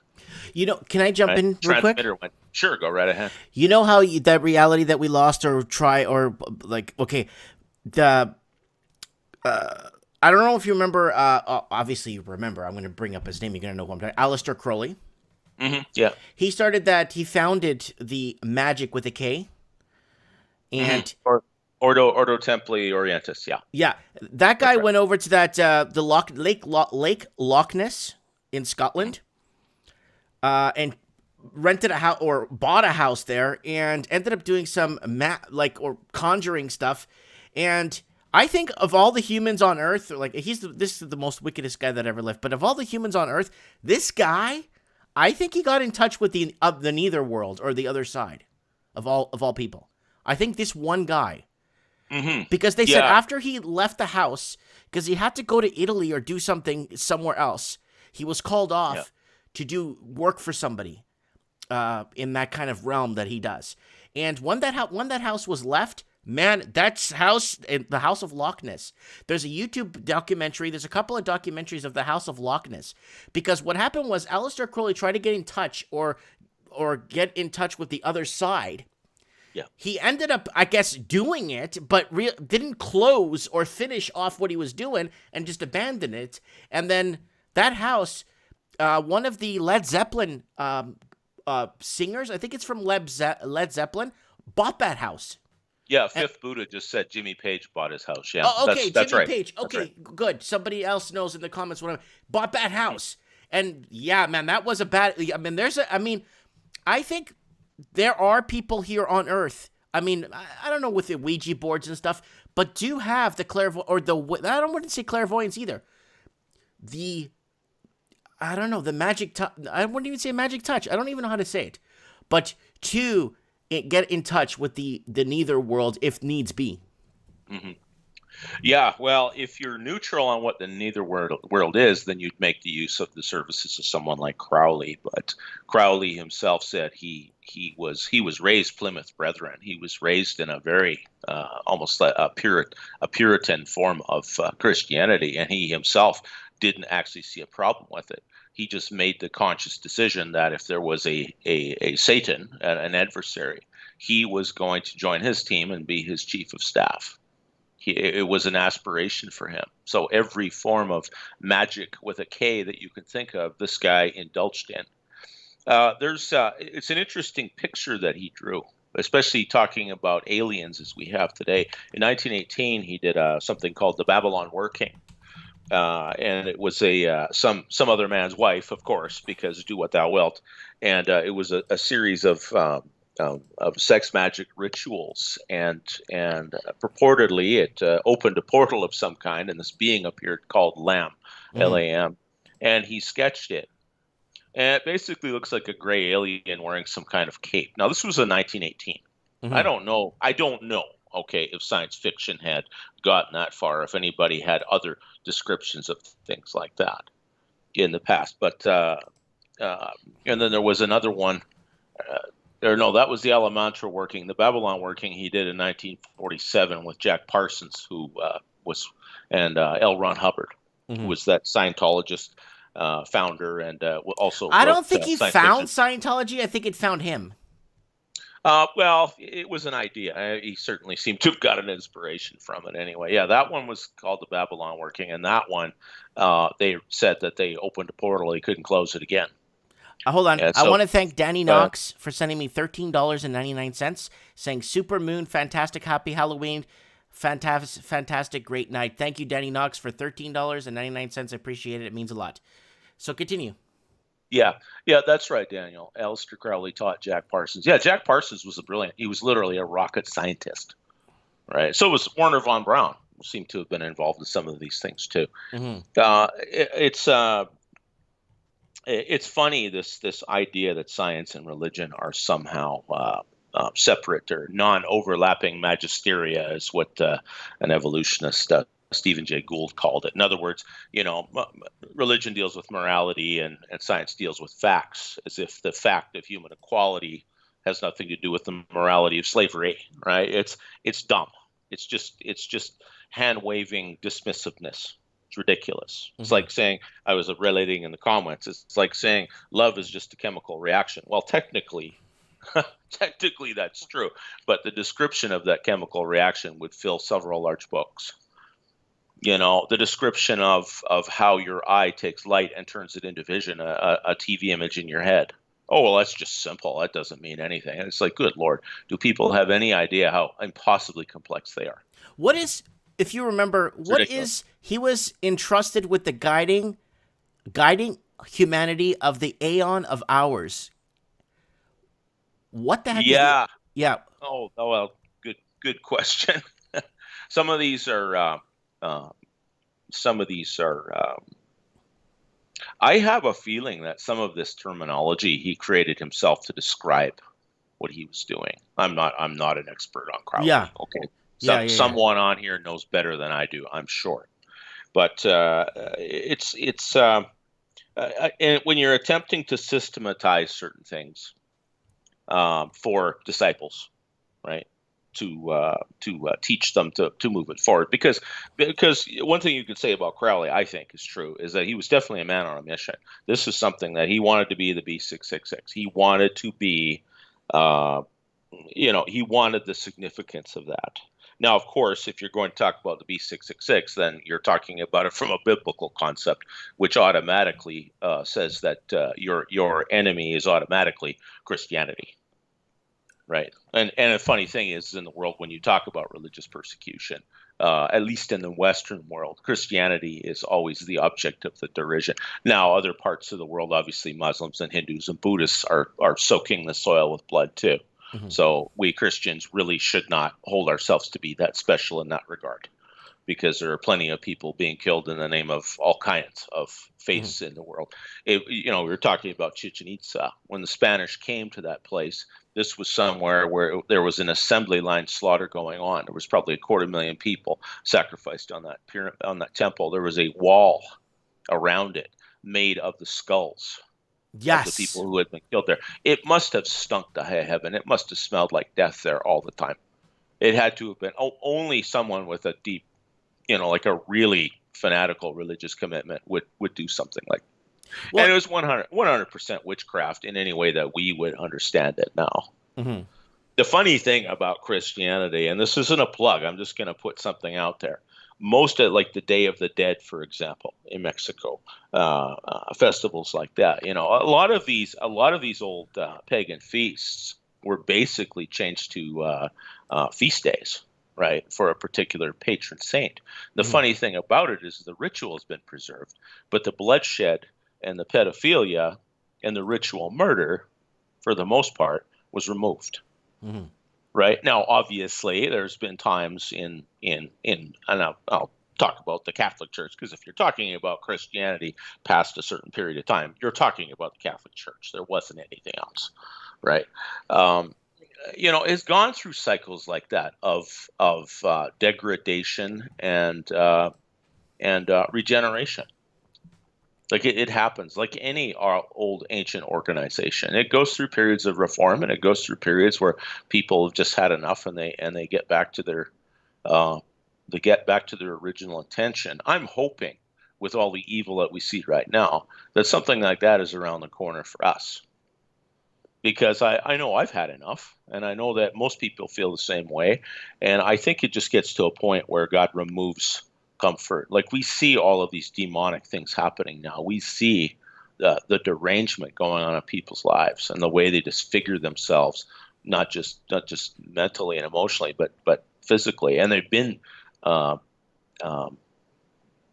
really disfigured by their family relationships, because their parents were also part of this, right? And it goes on from generation to generation. I think the reason that my ex, and I'm not saying anything disrespectful at all about her when I say this, I think that part of it was that she, this is the kind of history that she came from. She grew up in a troubled home, and I think her mother did too, and probably her grandmother. This is something that went on for a long time. It's not just something the sins of fathers pass down to their sons. It's something that mothers could pass on to their daughters too. So it's, none of us are exempt from it. We're all living with the decisions of people that have been dead for centuries. That's correct. Yeah. You know what I mean? That. Yeah, we're living in history. We're living in this continuous cycle. Mm-hmm. It's just our turn on the stage right now. So all of the things we're dealing with demonic activity and supernatural activity, the constant arguing over what it is or whether it exists at all. These arguments are not new. They go back to ancient Greece, right? There's no question that if there was an original, it might be Kali Yuga, Axel. It's at the end. But what is Kali Yuga? It's the end of a cycle. You can kind of see that. Look at the financial world, Mike. We're looking at the end of a cycle now, aren't we? We should have had this end of cycle in 2014. Well, should have ended a long time ago. Of course, it's been a deliberate attempt to prevent cleansing fire and creative destruction, right? Well, you see that in people's lives, right? Like it's just a desire to be free from consequences, and when you have the power to experiment like that with other people's lives as your guinea pigs, this is the kind of world that you get. Every weird social theory, every economic theory, every military theory. Good luck. Look at the Great War. I mean, a lot of that was a lab experience too, in so many ways, with poison gas and strategy and tactics and technology and all the rest of it. It's just god awful, but. Yeah, I believe that good and evil exist in the world, but I also believe that most people don't fall into either category. They just kind of drones. I think that you get to where you have an epiphany, where you have a moment where you decide which is for you. I'm inclined to think that a lot of people that go through their life with their mind and their internal dialogue deadened. And I think that the society that we have, with all of the bright lights and the big noises and the shiny objects and all the rest of it, all of the different ways to feed your dopamine receptors, has got something to do with it. But I mean, people were practicing all kinds of things, weren't they? I mean, life was simpler, and it was certainly a lot more impoverished when those pictures were taken in the 1920s of all those different Halloween costumes. I have a feeling that at that time it wasn't just a ritual, for the children to go out and collect candy, although a lot of rituals are carried on for the sake of the children. I mean, look at Christmas itself, right? We're talking about different times of the year. Christmas is my parents and a lot of their friends, they weren't believers in anything, but they always had Christmas trees because it was for the kids. Right. But right? Speaking of Mexico, when I lived in Mexico, when they celebrated the Day of the Dead, a lot of communities, what they would do, not everybody, but some of the communities would dig up the deceased relatives. I'm not joking. Yeah. And sit them in a chair and have a party with them and then put them back. And sure. I'm not making this up. And they're dressed in party clothes and everything, and I'm not making this. It's I've never seen anything like it till you see it in real life. Yeah. I've seen videos of people who are just recently deceased, right? Who are they have the wake, and instead of them lying in an open casket, they're actually sitting in a chair with a drink in one hand and a cigar in the other, and they got their they got their gang colors on or whatever, right? And they're sitting there. They're But I'm talking about like skeletons get dug up. Actual skeletons, actual remains being dug from the ground. Yeah. It's I don't think that was just in Mexico either. I think there are other groups that have done that too. You see that it's the idea of death. And in the end, when you think about evil and you think about things that creep you out, you think about haunted houses and things like that, is the notion is that this thing that we all dread and really don't like to think about and dwell about follows us around and taps on our shoulder, right, from time to time, or reminds us that, hello, I'm still here, right? I think it was, I don't know if it was Marcus Aurelius or it was some old Roman writer that said, death smiles at man, and all man can do is smile back, right? And in the end, I think that's what you need to do. The reason that you perceive that something's wrong is because you know at a deeper level that something is wrong, that things shouldn't be this way, that something is missing. And the people that say, oh, well, no, this is just how it is and accept it, it's like, okay, well, then life has no purpose. The whole purpose of love is just reproduction. Well, the funny thing is people that believe that sort of thing never seem to have any children. It's kind of like they rebel against their programming at that part. Well, if you're not operating in nature, then you're by definition a dead end. Yeah, it's that's the way I see it. But this goes back. This goes back to like a year ago. We were talking about this on the show, and you brought this up that a lot of people are operating as NPC. Yeah, NPC. Yeah. That's certainly not a meme I invented, but that's kind of how it is. It's people with no internal dialogue. They every word out of their mouth is a soundbite from a television program or something. It's a non-playable character. It's just there for the sake of us being there because you're there. Sure. Yeah. I mean, to be fair, right? We all can think of musicians, and we can all think of TV shows and stuff like that, where we bring up things or say, phrases from them that were creative or that made us laugh or things like that. They're part of our common culture. But people that take it seriously, like unironically, like it's an incredible brainwashing, and the problem is why I think. In the end, and I'm talking about it as eschatological, like Book of Revelation kind of thing, because it's something certainly in the West everyone can relate to, even if they're not a Christian. Is how enthusiastically people will embrace worshiping the beast, right? When it says the world wonders after the beast, it's not wow, no, they think he's pretty cool. They think he's all right. He's like, all right, this is how it needs to be, and they will line up to take that mark. I got an article here. There isn't anybody on this channel who's lining up to take the mark. Right? No, not on this channel. I got a front page here, a story from a front page article here on the older newspaper here, saying a day in history. Aleister Crowley summons demons in Shanghai. I did not know he summoned demons. I thought it was only in Scotland and in Italy and Rome and other places. I did not know he did that in Shanghai. Yeah, I have no idea. It's him here, and then let me see the encampment he's in. Yeah, he's in Shanghai.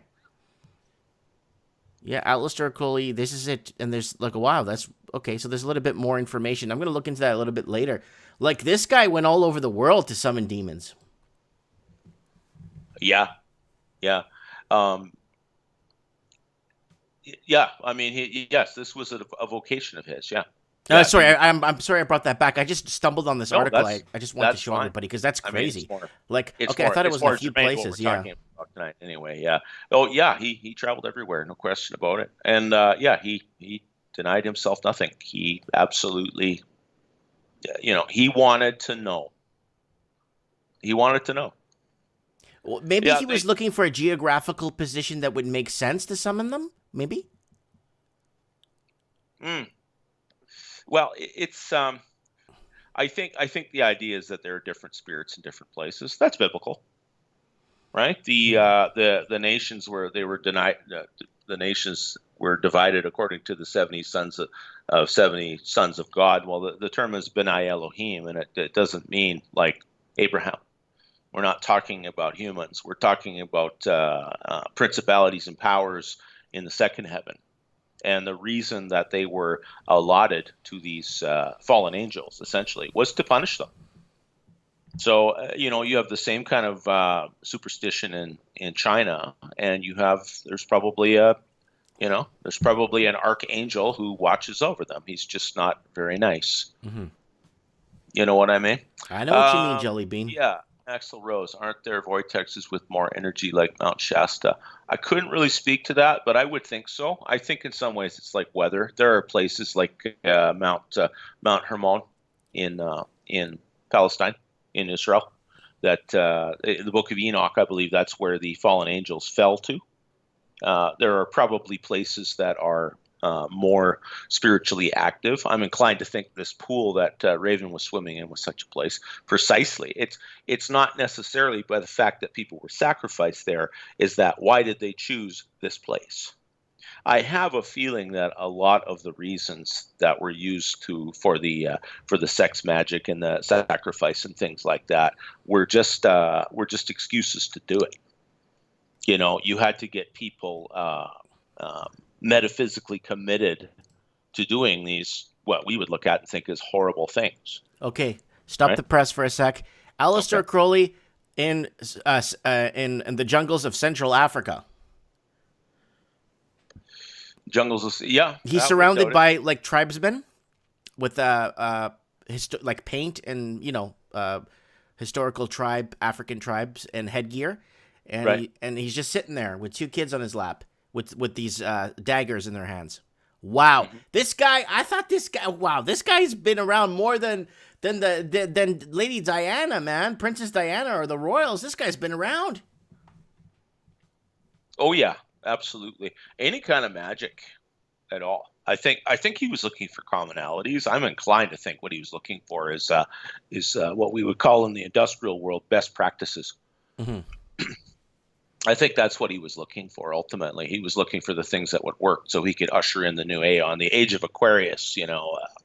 That's part of it. The age of Pisces, Jesus the fish, is phasing out, and the age of Aquarius is coming in. The new age of enlightenment. Hair? I think that musical in the late '60s. Mm-hmm. That was a movie. Dawning of the age of Aquarius. That's what it was about. It was proclaiming the end of the Christian era, of the Jesus fish, and the ushering in of the new era, kind of a thing. But a lot of these are spells and incantations of themselves. I mean, in and of themselves, they haven't succeeded. There are 2 billion Catholics in the world, and a lot of them practice devoutly, and some less so, just like every other faith. But certainly hasn't succeeded in making anything go away. And it seems that as hard as they try, the more life itself seems to push back on them. Yeah. Because they're really trying to force things on us that are not natural. I know. You there? Supreme? Oh, we lost Supreme. We lost Supreme Canyon. This network is an invalid connection. Let's see if I can get him back here. Yeah, we're not getting a Supreme Canon connection here. Wow.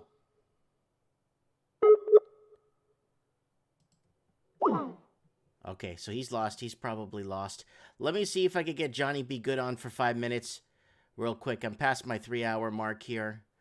Let's see if Johnny Be Good picks up the phone.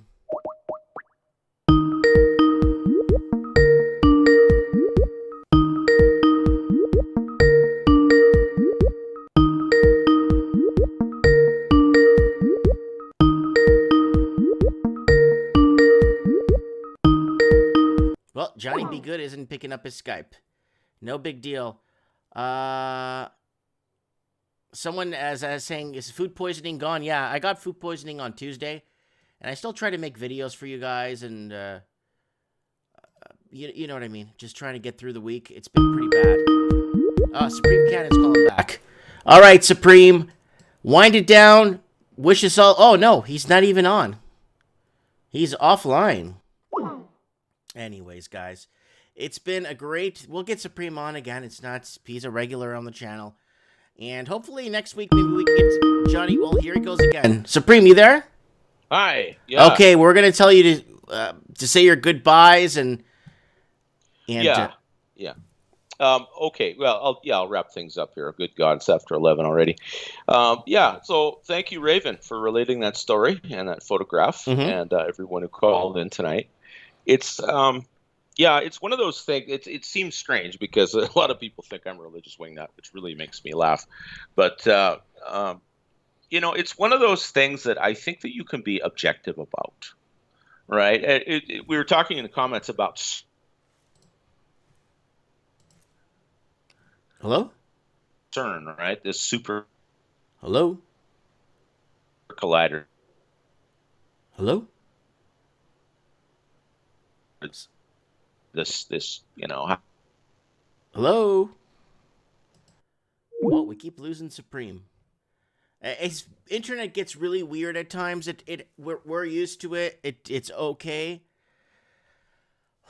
Man, it's been a long day. Work all day, come home, spend time with the family, do Mike in the Night. Tomorrow's my day off. Share this video, guys. I think we had a good. I don't think anyone swore tonight. I don't think anybody swore tonight on the show, which is really good. I think we had a good show today. A nice, good, clean show. Because I usually have to go through YouTube and actually click off a checklist if there's any swearing, any of that stuff. And I always be honest. I think we did okay today. I think someone said the S word. And that's about it for curse words. But that's about, but. Yes, he was on. Supreme was on, but he kept disappeared, and then. But yeah, that's okay, guys. We're here. We're here. But getting audio files from people. Yeah, guys, send me your stuff. I'd like to hear from you guys. What you guys are up to. What's going on in your neck of the woods.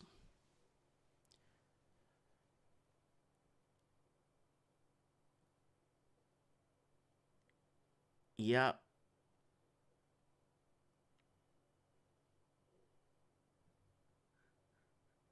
So Mitch Madden in the house. Thanks for coming on.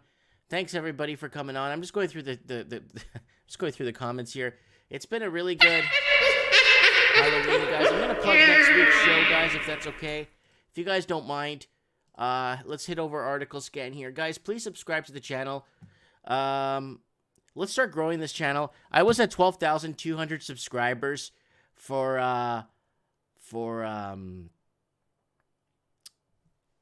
2.5 years. So let's start growing this channel. It looks like they unlocked the channel. So I've been gaining subscribers again. And then they close it back down again. You know what I'm saying? So it doesn't matter. I'll keep going. And we have a tight-knit community here, like I said at the beginning of the show. Turn your clocks, people. Don't forget. There's my Teespring if you guys want to buy a mug. And here is my Facebook if you guys want to fan me. Fan me on this just to piss off these guys.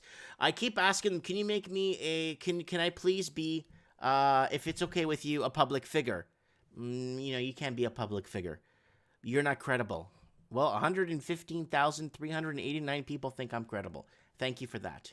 And I'm just, like I said, I do this stuff just out of spite. You know what I'm saying? And if you want to send me show tips, please send me show tips here on Instagram. Please send me show tips on Instagram if you can. And yeah, Ralphie was our first caller. Thanks for Ralphie. Thanks everybody in the GG in the house. Alan Howick in the house. Big Rob New Zealand in the house. Blunt News in the house. Thank you so much, guys, for being part of Mike in the Night. Mike in the Night only exists because of you guys. And that's very true. Without you guys, nothing exists without us perceiving it. So next week, we'll get a one or two first-time callers on next week. Oh, let me give you the link for next week's show. Sorry. Trends in the housing market, guys. Don't forget to set your it's called the day after the election. Trends in the housing market, guys. Set your reminders for that. I might do a live stream on Tuesday during the election if you guys want. I don't mind. And Mike in the Night next week. America Goes Dark. So here's Mike in the Night next week. If you guys, sorry guys, article scan. Mike in the Night next week, guys. America Goes Dark. I'm pretty sure there's a lot to talk about that's going to happen in the next week or so. And there it is. That's for the next Mike in the Night. All right, guys. Thank you so much. Thank you for your comments. Thank you for your feedback. We'll get a decent lineup again next week. Maybe we'll get Supreme on next week again because we're gonna need maybe, you know what? I don't know how busy Supreme is, but maybe on Tuesday at 7 p.m. we could 7 p.m. Pacific time. We could do a little bit of election coverage. Maybe Supreme could come on and we could go over a few things. You know what I'm saying? And also, who else? Maybe, I don't know. Maybe we get a good panel going. And we could get Buddy down from Arizona to give us a briefing on what's going down in his state. Capitan Morgan, we could get him on the show too. We haven't had him on in a while. And then we could get, I don't know, maybe we could do something on Tuesday. I don't know. Working on it is saying, hey, Mike, Edmonton crime is getting crazy. Yeah, there's a friend of mine in Edmonton. They broke 3 windows of his car. He got it fixed. They broke another window the next day. And then 2 days later, they broke all his windows. And then on the 10th day, they stole his car. So, yeah, Edmonton's getting really bad. So, yeah. Jeff Jefe Salcedo, Supreme Cannon, love you, brother. Ben Winter, working on it. Everybody, Layla, thanks so much, guys. And we'll see each other soon. Don't forget to set your reminders for Mike in the Night next Saturday. America Goes Dark. So how dark is it going to get? We don't know. I'm just